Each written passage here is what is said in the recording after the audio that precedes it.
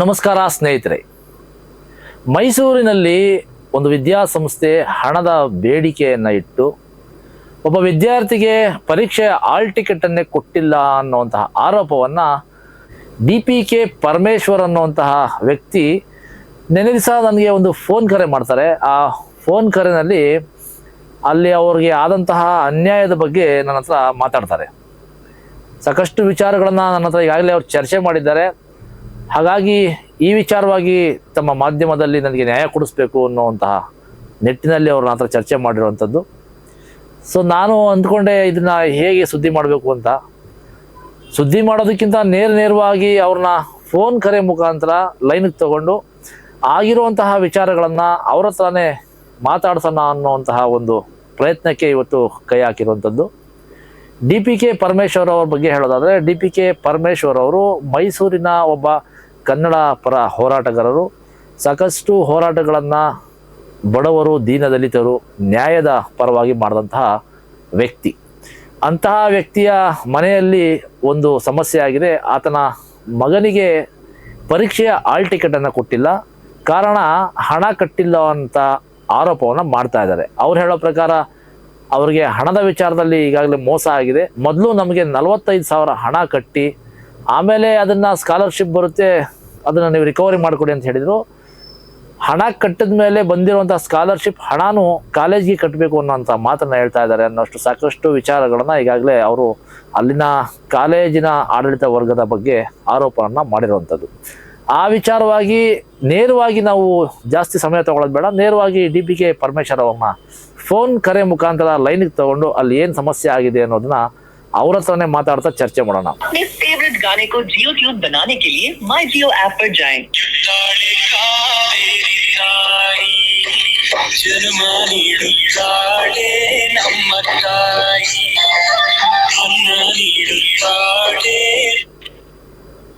ನಮಸ್ಕಾರ. ನಮಸ್ಕಾರ DPK ಪರಮೇಶ್ವರ್ ಅವ್ರಿಗೆ. ಸರ್ ಧನ್ಯವಾದಗಳು. ನಮಸ್ಕಾರ. ಹೇಳಿ ಸರ್. ಸರ್, ತಾವು ಕಳೆದ ಒಂದು ದಿವಸ ಮುಂಚೆ ರಾತ್ರಿ ಕರೆ ಮಾಡಿದ್ರಿ, ತಮಗೆ ತಮ್ಮ ಮಗನಿಗೆ ವಿದ್ಯಾಭ್ಯಾಸದಲ್ಲಿ ತೊಂದರೆ ಆಗ್ತಿದೆ ಅನ್ನೋ ವಿಚಾರದಲ್ಲಿ. ಹೌದು. ಸೊ ಆ ವಿಚಾರದಲ್ಲಿ ತಾವು ನನ್ನ ಸಹಾಯವನ್ನ ಕೇಳಿರಿ, ನಿಮ್ಮ ಸುದ್ದಿವಾಹಿನಿಯಲ್ಲಿ ನಮಗೆ ಸುದ್ದಿಯನ್ನ ಬಿತ್ತಾರ ಮಾಡಿ ನ್ಯಾಯ ಒದಗಿಸ್ಬೇಕು ಅಂತ. ಹೌದು. ಸೊ ಹಾಗಾಗಿ ಆ ವಿಚಾರವನ್ನ ಚರ್ಚೆ ಮಾಡೋಕೆ ಅಂತ ಇವಾಗ ನೇರವಾಗಿ ಸ್ಟುಡಿಯೋದಿಂದ ಮಾತಾಡ್ತಾ ಇದ್ದೀನಿ ಫೋನ್ ಮುಖಾಂತರ. ಹೇಳಿ ಸರ್, ಏನು ಸಮಸ್ಯೆ ಆಗಿದೆ ನಿಮ್ಗೆ? ಮೊದಲನೇದಾಗಿ ಎದೆಗಾರಕ್ಕೆ ಮಾಧ್ಯಮ ಮಿತ್ರರಿಗೆ ಹೃದಯಪೂರ್ವ ನಮನಗಳು. ಧನ್ಯವಾದಗಳು ಸರ್. ಈಗ ನಾವು ಏನಕ್ಕೆ ನಿಮಗೆ ಕರೆ ಮಾಡಿದೀವಿ ಅಂದ್ರೆ, ಇದ್ದಂಗೆ ಹೇಳುವಂತ ಮಾಧ್ಯಮ ಮಿತ್ರರಾಗಿರುವುದರಿಂದ ಈ ನಾಡಿನ ಜನತೆಗೆ ಸತ್ಯತೆ ಗೊತ್ತಾಗ್ಬೇಕು. ಅದರಿಂದ ನೋಡಿ, ಕಳೆದ ನನ್ನ ಮಗನ ವಿದ್ಯಾವರ್ಧಕ ಕಾಲೇಜಿಗೆ CET ಎಕ್ಸಾಮ್ ಬರೆದು ವಿದ್ಯಾವರ್ಧಕ ಕಾಲೇಜಿನ ಸೂಚನೆ ಕೊಟ್ಟಿದ್ದಾರೆ ಸರ್ಕಾರದವರು. DPK ಪರಮೇಶ್ವರ್ ಅವರೇ, ಸರ್ ಮೊದಲಿಗೆ ನಮ್ಮ ವೀಕ್ಷಕರಿಗೆ ತಮ್ಮ ಸಮಾಜ ಸೇವೆ ಹಾಗೂ ನಿಮ್ಮ ಒಂದು ಹೆಸರನ್ನ ಪರಿಚಯ ಮಾಡ್ಕೊಳ್ಳಿ. ನಮ್ಮ ಹೆಸರು DPK ಪರಮೇಶ್ ಅಂತ. ನಾವು ಮೈಸೂರು ಹೃದಯವಂತ ಕನ್ನಡಿಗರ ಬಳಗದ ಸಂಸ್ಥಾಪಕ ರಾಜ್ಯಾಧ್ಯಕ್ಷರಾಗಿದ್ದೇವೆ. ನಿಮ್ಮ ಪ್ರಸಾರ, ನಿಮ್ಮ ಸುದ್ದಿವಾಹಿನಿ ಮೂಲಕವೂ ಸಹ ಈ ನಾಡಿನ ಜನ ನಮ್ಮ ಕಾರ್ಯಕ್ರಮಗಳನ್ನ ನೋಡಿ ಮೆಚ್ಚುಗೆಯನ್ನು ವ್ಯಕ್ತಪಡಿಸ್ತಾ ಇದ್ದಾರೆ, ಬೆಂಬಲವನ್ನು ಸಹ ಸೂಚಿಸ್ತಾ ಇದ್ದಾರೆ. ಇವತ್ತು ನಿಮ್ಮ ಎದೆಗಾರಿಕೆ ಸುದ್ದಿ ವಾಹಿನಿ ಮೂಲಕ ಇದೊಂದು ಸಮಸ್ಯೆ ಇಡೀ ರಾಜ್ಯ ವ್ಯಾಪ್ತಿ ನಡೀತಾ ಇದೆ. ಯಾವ ರೀತಿ ಬಡ ವಿದ್ಯಾರ್ಥಿ ಬಡ ಮಕ್ಕಳಿಗೆ, ಈ ಹಿಂದುಳಿದ ವರ್ಗದ ಮಕ್ಕಳಿಗೆ, ಅಲ್ಪಸಂಖ್ಯಾತರ ಮಕ್ಕಳಿಗೆ ದೊಡ್ಡ ಅಧಿಕಾರಿಗಳು ಯಾವ ಮಟ್ಟಕ್ಕೆ ಅವ್ರನ್ನ ಬಲಿ ಆಗ್ತಾ ಇದಾರೆ, ಯಾವ ಮಟ್ಟಕ್ಕೆ ಅವ್ರನ್ನ ನಶಿಸ್ತಾ ಇದಾರೆ, ಅವ್ರನ್ನ ಯಾವ ರೀತಿ ಕುಗ್ಗಿಸ್ತಾ ಇದಾರೆ ಅನ್ನೋದಕ್ಕೆ ಇದು ಒಂದು ದೊಡ್ಡ ಮಾರ್ಗಸೂಚಿ ಅಂತ ಹೇಳೋದ್ರಲ್ಲಿ ಎರಡು ಮಾತಿಲ್ಲ ಮಾನ್ಯ ಮಾಧ್ಯಮ ಮಿತ್ರರೇ. ತುಂಬ ಹೇಳಿ ಪರಮೇಶ್ವರ್ ಅವರು, ಈಗ ನಿಮಗೆ ನಿಮ್ಮ ಮಗನಿಗೆ ಏನೋ ರಾತ್ರಿ ಏನಾದ್ರೂ ಸವಿಸ್ತರವಾಗಿ ಮಾತಾಡಿದ್ದೀರಾ? ಹೌದು. ಬಟ್ ನನ್ನ ಹತ್ರ ಮಾತಾಡಿದ್ದನ್ನ ನೀವು ಏನು ನನ್ನ ಹತ್ರ ಅರ್ಧ ಗಂಟೆ ಚರ್ಚೆ ಮಾಡಿದ್ರೆ ಅಷ್ಟನ್ನು ನಾನು ನಮ್ಮ ಸುದ್ದಿವಾಹಿನಿ ಮುಖಾಂತರ ವೀಕ್ಷಕರಿಗೆ ತಲುಪಿಸೋಕೆ ಕಷ್ಟ ಆಗುತ್ತೆ ಅನ್ನೋ ಕಾರಣಕ್ಕೋಸ್ಕರ ನೇರವಾಗಿ ನಿಮ್ಮನ್ನೇ ಮಾತಾಡಿಸ್ತಾ ಈ ಒಂದು ಕಾರ್ಯಕ್ರಮದಲ್ಲಿ ತಮ್ಮ ಮನದಾಳದ ಮಾತುಗಳನ್ನು ಹೇಳಿ ಅನ್ನೋ ಕಾರಣಕ್ಕೋಸ್ಕರ ಕರೆ ಮಾಡಿದ್ದೀನಿ. ಏನು ಸಮಸ್ಯೆ ಆಗಿದೆ ತಮ್ಮ ಮಗನ ವಿಚಾರದಲ್ಲಿ? ಯಾವ್ಯಾವ ಸಮಸ್ಯೆಗಳನ್ನು ತಾವು ಈಗಾಗಲೇ ಎದುರಿಸಿದ್ದೀರಾ? ಯಾವ ಇಲಾಖೆಗಳ ಅಧಿಕಾರಿಗಳನ್ನ ಈಗಾಗಲೇ ಭೇಟಿ ಮಾಡಿದ್ದೀರಾ ಅನ್ನೋದನ್ನ ಸ್ವಲ್ಪ ಸೂಕ್ಷ್ಮವಾಗಿ ಹೇಳಿ. ನೋಡಿ, ನನ್ನ ಮಗ CET ಎಕ್ಸಾಮ್ ಬರೆದು IAS ಇಂಜಿನಿಯರಿಂಗ್ ಸ್ಟೂಡೆಂಟ್ ಆಗಿ ವಿದ್ಯಾವರ್ಧಕ ಕಾಲೇಜ್ಗೆ ಗಣ ಸರ್ಕಾರ ಸೂಚನೆ ಕೊಡುತ್ತೆ. ವಿದ್ಯಾವರ್ಧಕ ಕಾಲೇಜಲ್ಲಿ ನಿಮ್ಗೆ ಸೀಟ್ ಇದೆ, CET ಎಕ್ಸಾಮ್ ಬರ್ದಿದ್ರ ನಿಮ್ಮನ್ನ ವಿದ್ಯಾವರ್ಧಕ ಕಾಲೇಜ್ಗೆ ಆಯ್ಕೆ ಮಾಡಲಾಗಿದೆ, ಅಲ್ಲಿ ಹೋಗಿ ಏನು ಸಂಬಂಧಪಟ್ಟಂತ ಅಧಿಕಾರಿಗಳ ಸಂಪರ್ಕ ಮಾಡಿ ಅಡ್ಮಿಷನ್ ಆಗಿ ಅಂತ ನಮ್ಗೆ ಮಾರ್ಗದರ್ಶನ ತೋರಿಸ್ತಾರೆ. ವಿದ್ಯಾವರ್ಧಕ ಕಾಲೇಜ್ ಎಲ್ಲಿರೋದು ಇದು? ಮೈಸೂರು ವಿಜಯನಗರ ಡಬಲ್ ಟ್ಯಾಂಕ್ ಹತ್ರ ಇದೆ. ಓಕೆ, ಹೇಳಿ. ಅಲ್ಲಿ ನಾವು ಸೂಚನೆ ಕೊಟ್ಟ ಮೇಲೆ ಇದರಲ್ಲಿ ಆನ್ಲೈನ್ ಮೂಲಕ 500 ರೂಪಾಯಿ ಕಟ್ಟಬೇಕು ಅಂತ ನಮ್ಗೆ ಸೂಚನೆ ಕೊಡ್ತಾರೆ. 500 ರೂಪಾಯಿನ ಕಟ್ಟಿ ಆ ರಶೀದಿನ ನಾವು ಸರ್ಕಾರಿ ಅನುಮತಿ ಮೇರೆಗೆ ನಾವು ಕಾಲೇಜಿಗೆ ಭೇಟಿ ಕೊಡ್ತೇವೆ. ಸರಿ. ಕಾಲೇಜಿಗೆ ಭೇಟಿ ಕೊಟ್ಟು ವಿಚಾರಣೆ ಮಾಡುವಂತ ಸಂದರ್ಭದಲ್ಲಿ ಅವ್ರು ಏನ್ ಹೇಳ್ತಾರೆ, ಮೊದಲ ಬಾರಿ ನೀವು 500 ರೂಪಾಯಿ ಕಟ್ಟಿದ್ರೆ ಅದು ಎಂಟ್ರಿ ಫೀಸು ನೀವು 18,400 ರೂಪಾಯಿ ಕಟ್ಟಬೇಕಾಗುತ್ತೆ ಅಂತ ಅಲ್ಲಿ ಸಂಬಂಧಪಟ್ಟಂತ ಹಣಕಾಸಿನ ಅಧಿಕಾರಿಗಳು ನಮ್ಗೆ ಸೂಚನೆ ಕೊಡ್ತಾರೆ. ಓಕೆ. ಅದಕ್ಕೆ ನಾವೇನ್ ಹೇಳ್ತೀವಿ, ನೋಡಿ ಸರ್, ನಮ್ಗೆ ಸರ್ಕಾರದ ಒಂದು ಸರ್ಕಾರದ ನೇತೃತ್ವದಲ್ಲಿ ನಮ್ಮ ಮಗ CET ಎಕ್ಸಾಮ್ ಬರೆದು ಪಾಸ್ ಆಗಿ ನಿಮ್ಮ ಕಾಲೇಜಿಗೆ ಸೂಚನೆ ಕೊಟ್ಟಿದ್ದಾರೆ, ನಾವು ಅದ್ರ ಮುಖಾಂತರ ಬಂದಿದೀವಿ. ನಾವು ಮೊದ್ಲೇ ಈಗ ಸರ್ಕಾರದ ಅನುಮತಿ ಮೇರೆಗೆ 500 ರೂಪಾಯಿ ಕಟ್ಟಿದೀವಿ ಅಂತ ಅದನ್ನ ತೋರಿಸಿದಾಗ, ಇಲ್ಲ ಇದು ಖಾಸಗಿ ಶಿಕ್ಷಣ ಸಂಸ್ಥೆ, ನೀವು 18,400 ರೂಪಾಯಿ ಕಟ್ಟಬೇಕು ಅಂತ ಅಂದಾಗ ನಾವು ಯಾಕೆ ಸರ್ ಅಷ್ಟೊಂದು ಕಟ್ಬೇಕು ಅಂತ ಕೇಳಿದಾಗ, ದುಡ್ಡಿನ ವ್ಯವಹಾರ ನಮಗ್ ಗೊತ್ತಾಗಲ್ಲ, ಪ್ರಿನ್ಸಿಪಾಲ್ರ ಹತ್ರ ನೀವು ಮಾತಾಡಿ, ಇವತ್ತು ರಜೆ ಇದಾರೆ ಪ್ರಿನ್ಸಿಪಾಲ್ರು, ಇನ್ನೊಂದ್ ದಿವಸ ಬಂದು ನೀವು ಪ್ರಿನ್ಸಿಪಾಲ್ರನ್ನ ಭೇಟಿಯಾಗಿ ಅಂತ ನಮ್ಗೆ ಅವರು ಹೇಳ್ತಾರೆ. ಸರಿ. ನಾವು ಇನ್ನೊಂದ್ಸರಿ ಹೋಗಿ ಮಾನ್ಯ ಪ್ರಿನ್ಸಿಪಾಲ್ರನ್ನ ಭೇಟಿ ಮಾಡ್ತೀವಿ 3/11/2027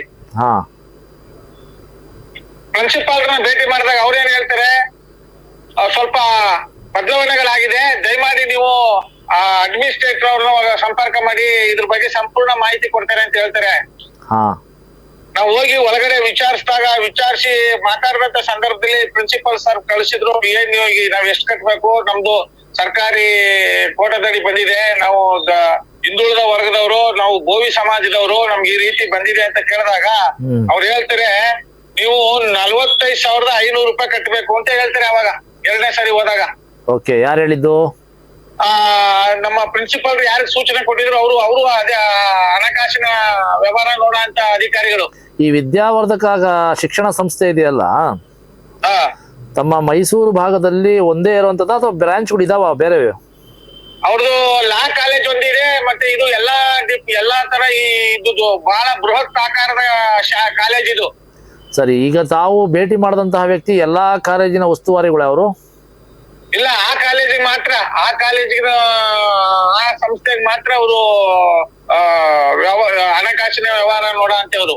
ಸರಿ, 45,000 ಕೇಳಿದ್ರು. ಆಮೇಲೆ 45,000 ಕೇಳಿದಾಗ ನಾವ್ ಹೇಳಿದ್ವಿ, ಮೊದ್ಲು ಬಂದಾಗ ನೀವು 18,400 ಹೇಳಿದ್ರಿ, ಇವಾಗ ನೋಡಿದ್ರೆ 45,500 ಅಂತ ಹೇಳ್ತಾ ಇದ್ರಲ್ಲ, ಯಾವ ರೀತಿ ಇದೀವಿ, ಹೆಂಗೆ ನಮ್ಗೆ ಯಾವ ತರ ಕಟ್ಟೋದು, ಇಷ್ಟೊಂದು ಹಣ ನಮ್ ಕೈಲಿ ಕಟ್ಟಕ್ ಆಗಲ್ಲ ಅಂತ ನಾವು ಮತ್ತೆ ಅವ್ರಿಗೆ ಪ್ರಶ್ನೆ ಮಾಡಿದಾಗ ಅವರು ಮತ್ತೆ ನೀವು ದುಡ್ಡಿನ ವ್ಯವಹಾರ ಮಾತಾಡ್ಬೇಕು ಅಂದ್ರೆ ನೀವು ಪ್ರಿನ್ಸಿಪಾಲ್ರನ್ನ ಭೇಟಿ ಮಾಡ್ಬೇಕು ಅಂತ ಹೇಳ್ತಾರೆ. ನಾವ್ ಅವತ್ತೇ ಪ್ರಿನ್ಸಿಪಾಲ್ರನ್ನ ಭೇಟಿ ಮಾಡ್ತೀವಿ. ಸರ್ ನೋಡಿ, ಅವರು ಅವತ್ತು 18,400 ಹೇಳಿದ್ರು, ನೀವ್ ಇರ್ಲಿಲ್ಲ, ಇನ್ನೊಂದ್ಸಲಿ ಬಂದು ಭೇಟಿ ಮಾಡಿ ಅಂತ ಹೇಳಿದ್ರು. ಇವತ್ತು ನಿಮ್ಮ ಹತ್ರ ಮಾತಾಡ್ಬಿಟ್ಟು ಹೋದ್ವಿ, ಇವತ್ತು ನೋಡಿದ್ರೆ 45,500 ರೂಪಾಯಿ ಕಟ್ಟಿ ಅಂತ ಹೇಳ್ತಾ ಇದ್ರೆ ಯಾವ ತರ ಸರ್ ಅಂತ ಕೇಳ್ತೀವಿ. ಸರಿ, ನೋಡ್ರಪ್ಪ, ಇದು ಖಾಸಗಿ ಶಿಕ್ಷಣ ಸಂಸ್ಥೆ, ಇದು ಸರ್ಕಾರಿ ಶಾಲೆ ಅಲ್ಲ, ಸರ್ಕಾರಿ ಕಾಲೇಜ್ ಆಗಿದ್ರೆ ಸರ್ಕಾರದ ಹಣ ನೇರವಾಗಿ ಕೊಡ್ತಾರೆ, ಸರ್ಕಾರಗಳು ಯಾವುದೇ ರೀತಿ ಶುಲ್ಕ ವಸೂಲಿ ಮಾಡಲ್ಲ. ಇದು ಖಾಸಗಿ ಶಿಕ್ಷಣ ಸಂಸ್ಥೆ ಆಗಿರೋದ್ರಿಂದ 45,500 ರೂಪಾಯಿ ನೀವು ಕಟ್ಲೇಬೇಕು. 45,500 ರೂಪಾಯಿ ಯಾವ್ದಕ್ಕೆ ಅಂತ ಅವ್ರು ಹೇಳಿದಾರೆ ಅಂತ ಕೇಳಿದ್ರು. ಅವರು ಸರ್ ನಿಮ್ಗೆ ಇದಕ್ಕಿಷ್ಟು ಅಂತ ಎಲ್ಲ ಬಿಡಿಯಾಗಿ ಹೇಳಿದಾರೆ, 45,500 ಕಟ್ಬೇಕು ಅಂತ ಹೇಳಿದ್ರು. ಈಗ ನಾವ್ ಯಾವ ರೀತಿ ಕಟ್ಟ ಇಷ್ಟೊಂದು ಹಣ ನಮ್ ಕೈಲಿ ಕಟ್ಟಕ್ ಆಗಲ್ಲ ಅಂತ ಅವ್ರ ಹತ್ರ ನಾವು ಮನವಿ ಮಾಡ್ತೀವಿ. ಇದಕ್ಕೆ ಸ್ಕಾಲರ್ಶಿಪ್ ಏನು ಇರೋದಿಲ್ವಾ? ಈ ಮನವಿ ಮಾಡಿದಾಗ ಅವ್ರು ಹೇಳ್ತಾರೆ, ನೀವು 45,500 ರೂಪಾಯಿನ ಸಾಲ ಮಾಡಿ 2 ಕಂತಲ್ಲಿ ಕಟ್ಟಿ ನಿಮ್ಗೆ ಸರ್ಕಾರದಿಂದ ಸ್ಕಾಲರ್ಶಿಪ್ ಬರುತ್ತೆ, ಆ ಸ್ಕಾಲರ್ಶಿಪ್ ಬಂದಾಗ ಸಾಲ ತೀರ್ಸ್ಕೊಳ್ಳಿ ಅಂತ ಪ್ರಿನ್ಸಿಪಾಲ್ರೆ ನಮ್ಗೆ ಹೇಳ್ತಾರೆ. ಅಲ್ಲ, ಸ್ಕಾಲರ್ಶಿಪ್ ಹಣ ನೇರವಾಗಿ ಕಾಲೇಜ್ಗೆ ಹೋಗೋದಲ್ವಾ? ಕಾಲೇಜ್ಗೂ ಹೋಗ್ತಾ ಇತ್ತು, ಕೆಲವು ಕಡೆ ದುರ್ಬಳಕೆ ಆಗ್ತಿತ್ತು, ಕಾಲೇಜ್ಗಳಲ್ಲಿ ದುರ್ಬಳಕೆ ಆಗ್ತಿರೋದ್ರಿಂದ ಸುಮಾರು ವಿದ್ಯಾರ್ಥಿಗಳು ಹೋಗದಿರೋದ್ರಿಂದ ನೇರವಾಗಿ ವಿದ್ಯಾರ್ಥಿಗಳ ಅಕೌಂಟ್ಗೆ ಕಳಿಸ್ತಾ ಇದ್ದಾರೆ, ಸರ್ಕಾರ ಆಗ್ತಾ ಇದಾರೆ ಈಗ. ಸರಿ, ಈಗ ನಿಮಗ್ ಬಂದಿದ್ಯಾ ಸ್ಕಾಲರ್ಶಿಪ್? ನಿಮಗ್ ಬಂದಿದ್ಯಾ ಹಣ? ಬಂದಿದೆ ಸರ್, ಬಂದಿದೆ. ಸರಿ, ಹೇಳಿ.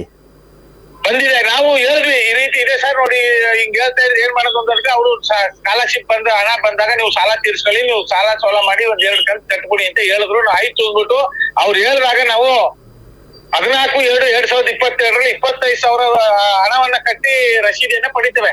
ಸರಿ. ಅದನ್ನ ಕಟ್ಟಿ ಮತ್ತೆ ಇನ್ನೊಂದ್ಸರಿ 26/12/2022 ಕಾಲೇಜ್ ಅವ್ರು ನಮ್ಗೆ ಕರೆ ಮಾಡ್ತಾರೆ. ಹಾ ನಿಮಗೆ ಸ್ಕಾಲರ್ಶಿಪ್ ದುಡ್ಡು ಬಂದಿದೆ, ಹಾ ನೀವು ಸ್ಕಾಲರ್ಶಿಪ್ ದುಡ್ಡನ್ನ ಕಾಲೇಜ್ ಕಟ್ಬೇಕು ಅಂತ ಹೇಳ್ತಾರೆ. ಸರ್ ನಮ್ಗೆ ಅಲ್ಲಲ್ಲ ಪ್ರಿನ್ಸಿಪಾಲ್ ಹೇಳಿದಾರೆ. ಸ್ಕಾಲರ್ಶಿಪ್ ಹಣ ಕೇಳ್ತಾರಲ್ಲ ಇವರು, ಹಾ ಅಷ್ಟೊತ್ತಿಗೆ ನೀವು 45,000 ಕ್ಲಿಯರ್ ಮಾಡಿದ್ರಾ? 2 ಸಲ ಕಟ್ಟಿದೀವಿ ಸರ್. 25,000 ಒಂದ್ಸರಿ, 20,500 ಒಂದ್ಸರಿ. ಅದೇ 45,000 ರೂಪಾಯಿ ವರ್ಷಕ್ಕೆ ಅದು? ಒಂದ್ ವರ್ಷಕ್ಕೆ 2 ಸಮ್ಗೆ 1 ವರ್ಷ. 2 ಸಮ್ಗೆ 1 ವರ್ಷನಾ? 1 ವರ್ಷ. 2 ವರ್ಷಕ್ಕೆ ಮೊದ್ಲೇ ಎಕ್ಸಾಮ್ ಬೀಳಕ್ಕೂ ಮುಂಚೆನೆ ನಾವು 45,500 ರೂಪಾಯಿ ಕಟ್ಬಿಟ್ಟಿದ್ವಿ. ಹಾ ಆ ಎಕ್ಸಾಮ್ ಇದೆ ಅನ್ನೋ ಟೈಮಲ್ಲಿ ನಮ್ಗೆ ಕರೆ ಮಾಡಿ, ನಿಮ್ಗೆ ಸ್ಕಾಲರ್ಶಿಪ್ ಹಣ ಬಂದಿದೆ, ನೀವು ಹಣವನ್ನ 64,000 ಚಿಲ್ಡ್ರನ್ ನೀವು ಕಾಲೇಜಿಗೆ ತಂದು ಕಟ್ಟಬೇಕು ಅಂತ ನಮಗ್ ಕರೆ ಮಾಡಿ ವಿಷಯ ತಿಳಿಸ್ತಾರೆ ಕಾಲೇಜಿನ ಆಡಳಿತ ಹಣಕಾಸಿನ ವ್ಯವಸ್ಥೆ ಸಂಬಂಧಪಟ್ಟವರು. ಸ್ಕಾಲರ್ಶಿಪ್ ಎಷ್ಟು ಬಂದಿರುತ್ತೆ? 64,000 ಬಂದಿದೆ ಸರ್. ಸೊ ಬಂದಿರುವಂತ 64,000 ನೀವು ಸ್ಕಾಲರ್ಶಿಪ್ ಹಣವನ್ನ ಕಾಲೇಜಿಗೆ ಕಟ್ಟಬೇಕು ಅಂತಾರೆ.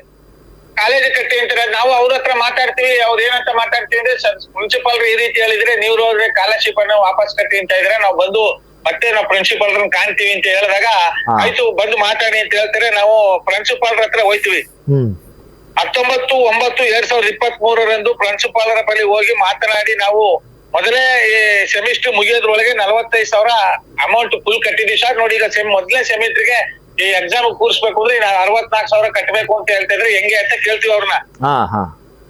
ಅವ್ರು ಹೇಳ್ತಾರೆ ನಮ್ಗೆ, ಇಲ್ಲ ಪರಮೇಶ್ವರೇ, ನೀವು ಆ ಸರ್ಕಾರದ ಹಣ ಏನು 64,000 ಚಿಲ್ಲರೆ ಬಂದ್ಬಿಡ್ತೀರಿ, ಅದನ್ನ ನೀವು ನಮಗೆ ಕಟ್ಟಬೇಕು, ನೀವು 1 ರೂಪಾಯಿನೂ ಕಟ್ಟಂಗಿಲ್ಲ ಅಂತ ಹೇಳ್ತಾರೆ. ಮತ್ತೆ ಮೊದಲು ಕಟ್ಟಿಸ್ಕೊಂಡ್ರೆ 45,000 ಏನಾಯ್ತಂತೆ? ಸರ್ ನೀವು ಮೊದ್ಲು 45,000 ರೂಪಾಯಿನ ಕಟ್ಟಿ 2 ಕಂತಲ್ಲಿ ಕಟ್ಟಿ ಸ್ಕಾಲರ್ಶಿಪ್ ಬಂದಾಗ ಸಾಲ ತೀರ್ಸ್ಕೊಳ್ಳಿ ಅಂತ ನೀವೇ ಹೇಳಿದ್ರಿ. ಈಗ ನೋಡಿದ್ರೆ 45,000 ಬಿಟ್ಟು 64,000 ಕಟ್ಟಿ ಅಂತ್ರಿ, ಹೆಂಗೆ ಸರ್ ಅಂತ ಕೇಳಿದ್ರೆ ತಬ್ಬಿಬ್ಬಾಗಿ ಮತ್ತೆ ಅವ್ರು ಯಾರಿಗೋ ಕರೆ ಮಾಡಿ ಮಾತಾಡ್ತಾರೆ. ಕರೆ ಮಾಡಿ ಮಾತಾಡಿ ಇವ್ರು ಏನು ಲೆಕ್ಕ ಪಕ್ಕ ನೋಡಿ ಏನು ಹೇಳಿ ಅಂತ ಹೇಳ್ತಾರೆ. ಅವರು ಮಾತಾಡಿದಂತ ಸಂದರ್ಭದಲ್ಲಿ ಅವ್ರಿಗೂ ಸ್ವಲ್ಪ ಮಾತು ನಡೀತದೆ. ಅವ್ರು ಫೋನ್ ಮಾಡಿದಾಗ ಪ್ರಿನ್ಸಿಪಾಲ್ರು, ಸರಿ ಆಯ್ತು ಇರಿ ಸರ್ ಸ್ವಲ್ಪ ಅಲ್ಲಲ್ಲ, ಈಗ ನಾನು ಹೇಳೋದು, ನೀವು ಅಮೌಂಟಿನ ವಿಚಾರ 45,000 ರೂಪಾಯಿ ವಿಚಾರ ಚರ್ಚೆ ಮಾಡಿದ್ರಲ್ಲ, ಆ 45,000 ಕಟ್ಟಿರೋದಕ್ಕೆ ನೀವೇನ್ ರಸೀಪ್ಟ್ ತಗೊಂಡಿರ್ಲಿಲ್ವಾ? ತಗೊಂಡಿದೀವಿ, 2 ರಸೀದಿನೂ ಕೊಟ್ಟಿದ್ವಿ. ಅದನ್ನ ಅವ್ರಿಗೆ ತೋರಿಸ್ಲಿಲ್ವಾ ನೀವು? ತೋರಿಸ್ತೀವಿ ಸರ್. ನೋಡಿ, ನೀವು ಹೇಳಿದಷ್ಟು ನಾವು ಕಟ್ಟಿದೀವಿ ಸರ್, ನಾವು ಕಟ್ಟಂಗಿಲ್ಲ ಅಂತ ಕೇಳ್ದೋ. ಏನಂತಾರೆ? ಅವಾಗ ಏನಂತಾರೆ, ಆವಾಗ ನಾವು ಈ ರಸೀದಿ ತೋರಿಸಿದ್ಮೇಲೆ ಸ್ವಲ್ಪ ತಬ್ಬಿಬ್ಬಾದ್ರು. ಸ್ವಲ್ಪ ತಬ್ಬಿಬ್ಬಾಗಿ, ಇಲ್ಲ ಪರಮೇಶ್ ಅವರೇ, ನಿಮ್ಗೆ ಏನಾದ್ರು ಆ ರೀತಿ ಅನುಮಾನ ಆದ್ರೆ ಬೇರೆ ಯಾವ್ದಾದ್ರು ಕಾಲೇಜ್ಗಳಲ್ಲಿ ಹೋಗಿ ವಿಚಾರಣೆ ಮಾಡಿ, ಅಥವಾ ನಮ್ಮ ಸಮಾಜ ಕಲ್ಯಾಣ ಸೋಷಿಯಲ್ ವೆಲ್ಫೇರ್ ಡಿಪಾರ್ಟ್ಮೆಂಟ್ ಇದೆ, ನಾವು ಮೊನ್ನೆ ದಿವಸ ಅವ್ರ ಹತ್ರ ಎಲ್ಲ ಮಾತಾಡಿದೀವಿ. ನೀವು ಹೋಗಿ ಅನುಮಾನ ಇದ್ರೆ ಅಲ್ಲಿ ಅವ್ರು ಕೇಳಿ, ಅವ್ರು ಕಟ್ಟಿ ಅಂದ್ರೆ ಕಟ್ಟಿ, ಇಲ್ಲ ಅಂದ್ರೆ ಬೇಡ ಅಂತ ಹೇಳ್ತಾರೆ ಸರ್. ಸರಿ. ಹಿಂಗ ಆದ ತಕ್ಷಣ ನಾವೇನ್ ಮಾಡಿದ್ವಿ, ಜಂಟಿ ನಿರ್ದೇಶಕ ಇವರು ಸಹಾಯಕ ನಿರ್ದೇಶಕರನ್ನ ಭೇಟಿ ಮಾಡಿದ್ವಿ. ಸಹಾಯಕ ನಿರ್ದೇಶಕರನ್ನ 1/8/2024 ಭೇಟಿ ಮಾಡಿದ್ವಿ. ಯಾವ ಇಲಾಖೆ? ಸಮಾಜ ಕಲ್ಯಾಣ ಇಲಾಖೆ. ಸರಿ. ಅವ್ರೇನ್ ಹೇಳ್ತಾರೆ, ಈ ರೀತಿ ಕಟ್ಟಂಗಿಲ್ವಲ್ಲ, ಫುಲ್ ಅಮೌಂಟ್ ಕಟ್ಸ್ಕೊಳಂಗಿಲ್ಲ, ಹೆಂಗೆ ನಿಮ್ಗೆ ಈ ರೀತಿ ಹೇಳ್ತಾರೆ, ಒಂದ್ ದೂರ್ ಕೊಡಿ ಅಂದ್ಬಿಟ್ಟು 1/8/2024 ಅವ್ರು ದೂರ್ ಕೊಡ್ತೀವಿ ಸಹಾಯ ನಿರ್ದೇಶಕರಿಗೆ. ಸರಿ. ಅವ್ರು 1 ತಿಂಗಳಾದ್ರೂ ಯಾವ್ದೇ ರೀತಿ ಜವಾಬ್ದಾರಿ ತಗೊಂಡಿರಲ್ಲ, ಕ್ರಮ ತಗೊಂಡಿರಲ್ಲ. ನೀವ್ ಪ್ರಶ್ನೆ ಮಾಡ್ಲಿಲ್ಲ ಮತ್ತೆ ಅವ್ರಿಗೆ? ಮಾಡ್ರಿ, ಕಳ್ಸಿದ್ವಿ, ಕೊಡ್ಬೇಕಿರಪ್ಪ, ಯಾಕೆ ಹಿಂಗ್ ಅರ್ಜೆಂಟ್ ಮಾಡಿದೀರಾ ಅಂತ ಹೇಳ್ತಾ ಇದ್ರು. ನಾವ್ 24/2/2024 ಭೇಟಿ ಮಾಡಿ ಯಾರನ್ನ ಜಂಟಿ ನಿರ್ದೇಶಕರನ್ನ ಭೇಟಿ ಮಾಡ್ದೋ. ಜಂಟಿ ನಿರ್ದೇಶಕರು ಭೇಟಿ ಮಾಡಿದಾಗ ಯಾಕೆ ಹಂಗ್ ಮಾಡ್ತಾ ಇದಾರೆ ಅವರು, ಹಿಂಗೆಲ್ಲ ಮಾಡಂಗಿಲ್ವಲ್ಲ, ಇಲ್ಲೆಲ್ಲ ಆತರ ಏನಿಲ್ವಲ್ಲ, ನೀವು ಒಂದು ದೂರ್ ಕೊಡಿ, ನಾಳೆ ಅವ್ರನ್ನ ಕರೆಸ್ತೀವಿ, ಸಂಸ್ಥೆಯವ್ರನ್ನ ಕರೆಸಿ ಮಾತಾಡ್ತೀವಿ, ನೀವು ಬನ್ನಿ, ಏನ್ ಹೇಳ್ತಾರೋ ಆಮೇಲೆ ಮುಂದೆ ಕಾನೂನು ಕ್ರಮ ತಗೊಳ್ಳೋಣ ಅಂತ ನಮ್ಗೆ ಹೇಳ್ತಾರೆ ಅವರು. ಸರಿ. ನಾವು ಹಂಗಂದಾಗ ನಾವೇನ್ ಮಾಡ್ದೋ, ಆಯ್ತು ಸರ್ ಅಂತ ಹೋದೋ. ಹಿಂದಿನ ದಿನ ಸಂಸ್ಥೆಯವ್ರು ಬಂದಿದ್ರು, ಅವ್ರು ಬಂದಾಗ ನಮಗ್ ಕರೆ ಮಾಡಿದ್ರು, ನಾವು ಹೋದೋ.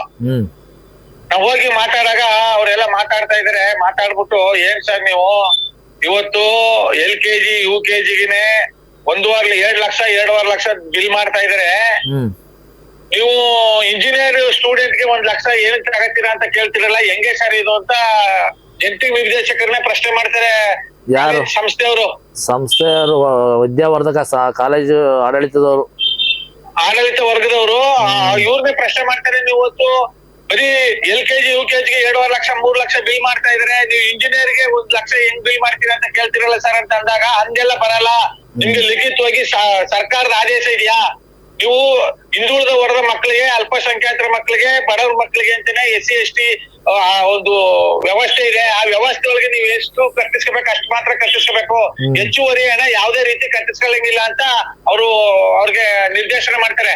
ಯಾರು? ಜಂಟಿ ನಿರ್ದೇಶಕರು. ಮೌಖಿಕವಾಗ ಲಿಖಿತ ರೂಪದಲ್ಲ? ಅಲ್ಲೇ ನೇರವಾಗಿ ಮಾತಾಡ್ತಿರ್ಬೇಕಾದ್ರೆ. ಸೊ ಲಿಖಿತ ರೂಪದಲ್ಲಿ ಏನು ಆಗಿರಲ್ಲ. ಲಿಖಿತ ರೂಪದಲ್ಲಿ ಅವರು ಒಂದು ಮನವಿ ಮಾಡಿ ಅವ್ರು ಕಳ್ಸಿದಾರೆ, ಅವ್ರು ಕಳ್ಸಿದ್ರೆ ನಮ್ಗೊಂದು ಲೆಟರ್ ಕಳ್ಸಿದಾರೆ. ನೀವು ಈ ರೀತಿ SC ST ಕ್ಯಾಟಗರಿಲಿ CET ಎಕ್ಸಾಮ್ ಬರೆದಿರೋ ಮಕ್ಕಳಿಗೆ ಇಷ್ಟೊಂದು ಫೋರ್ಸ್ ಮಾಡಿ ನೀವು ಯಾವ್ದೇ ಕಾರಣಕ್ಕೂ ದುಡ್ಡು ವಸೂಲಿ ಮಾಡಂಗಿಲ್ಲ, ಹೆಚ್ಚುವರಿ ಶುಲ್ಕ ವಸೂಲಿ ಮಾಡಂಗಿಲ್ಲ. ಆ ರೀತಿ ಮಾಡಿದ್ರೆ ನಿಮ್ಮ ಮೇಲೆ 198 ಕಾಲಂ ಅಡಿಯಲ್ಲಿ ನಿಮ್ಮ ಮೇಲೆ ಕಾನೂನು ಕ್ರಮ ಕೈಗೊಳ್ಬೇಕಾಗುತ್ತೆ ಅಂತ ಎಚ್ಚರಿಕೆ ಕೊಡ್ತಾರೆ. ನೋಟಿಸ್ ಕೊಡ್ತಾರ ಅವ್ರಿಗೊಂದು. ಅದಕ್ಕೆ ಅವರು ಮನೇನೆ ಹಾಕಲ್ಲ, ಏನು ಕೇರ್ ಮಾಡಲ್ಲ. ನಾವ್ ಇನ್ನೊಂದ್ ದಿವಸ 10 ದಿವಸ ಇನ್ನೊಂದ್ ಸ್ವಲ್ಪ ನಾವು ಒಂದಷ್ಟು ಮಾಹಿತಿಗಳು ಸಂಗ್ರಹಣೆ ಮಾಡ್ಕೋಬೇಕು ಅಂತ ಹೋಗ್ತಾರೆ. ಆ ಹೋದಂತ ಸಂದರ್ಭದಲ್ಲಿ ನಮ್ಮ ಏನು 24/2/2024 ನಮ್ಮ ಜಂಟಿ ನಿರ್ದೇಶಕರು ನಮ್ಮ ಹತ್ರ ಮನವಿ ತಗೊಂಡಿದ್ರು. ಇದನ್ನ ಆಧಾರದ ಮೇಲೆ ವಿದ್ಯಾ ಆಯುಕ್ತರಿಗೆ, ಸಮಾಜ ಕಲ್ಯಾಣ ಆಯುಕ್ತರಿಗೆ ಲೆಟರ್ ಬರೀತಾರೆ. ಯಾರು? ನಮ್ಮ ಜಂಟಿ ನಿರ್ದೇಶಕರು. ಏನಂತ? ಈ ರೀತಿ ವಿದ್ಯಾರ್ಥಿಗಳ ಬಳಿ ಹೆಚ್ಚುವರಿ ಹಣವನ್ನ ವಸೂಲಿ ಮಾಡ್ತಾ ಇದ್ರೆ ಕಾಲೇಜ್ ಸಂಸ್ಥೆಯವರು, ಇಲ್ಲಿ ವಿದ್ಯಾರ್ಥಿಗಳಿಗೆ ಗೊಂದಲಮಯ ಆಗಿದೆ. ಸ್ಕಾಲರ್ಶಿಪ್ ಕಾಲೇಜಿಗೆ ಕಟ್ಬೇಕಾ ಅಥವಾ ಅವರೇ ಮಡಿಕಬೇಕಾ? ಅವರು ಕಾಲೇಜ್ಗೆ ವಿದ್ಯಾರ್ಥಿ ಸ್ಕಾಲರ್ಶಿಪ್ ಕಾಲೇಜಿಗೆ ಕಟ್ಟಿದ ಮೇಲೆ ಹೆಚ್ಚುವರಿಯನ್ನ ಮೊದ್ಲೇ ಏನಕ್ಕೆ ಅವರು ಕಾಲೇಜ್ ಅವರು ವಿದ್ಯಾರ್ಥಿಗಳ ಹತ್ರ ವಸೂಲಿ ಮಾಡ್ತಾರೆ, ಶುಲ್ಕ ವಸೂಲಿ ಮಾಡ್ತಾ ಇದಾರೆ, ಇದು ಗೊಂದಲಮಯ ಇದೆ ಅಂದ್ಬಿಟ್ಟು ಆಯುಕ್ತರಿಗೆ ಕಂಪ್ಲೇಂಟ್ ಬರ್ದಿದ್ದಾರೆ. ಇದುವರೆಗೂ ನಮ್ಗೆ ಆಯುಕ್ತರಿಂದ ಯಾವುದೇ ರೀತಿ ಮಾಹಿತಿ ಬಂದಿಲ್ಲ.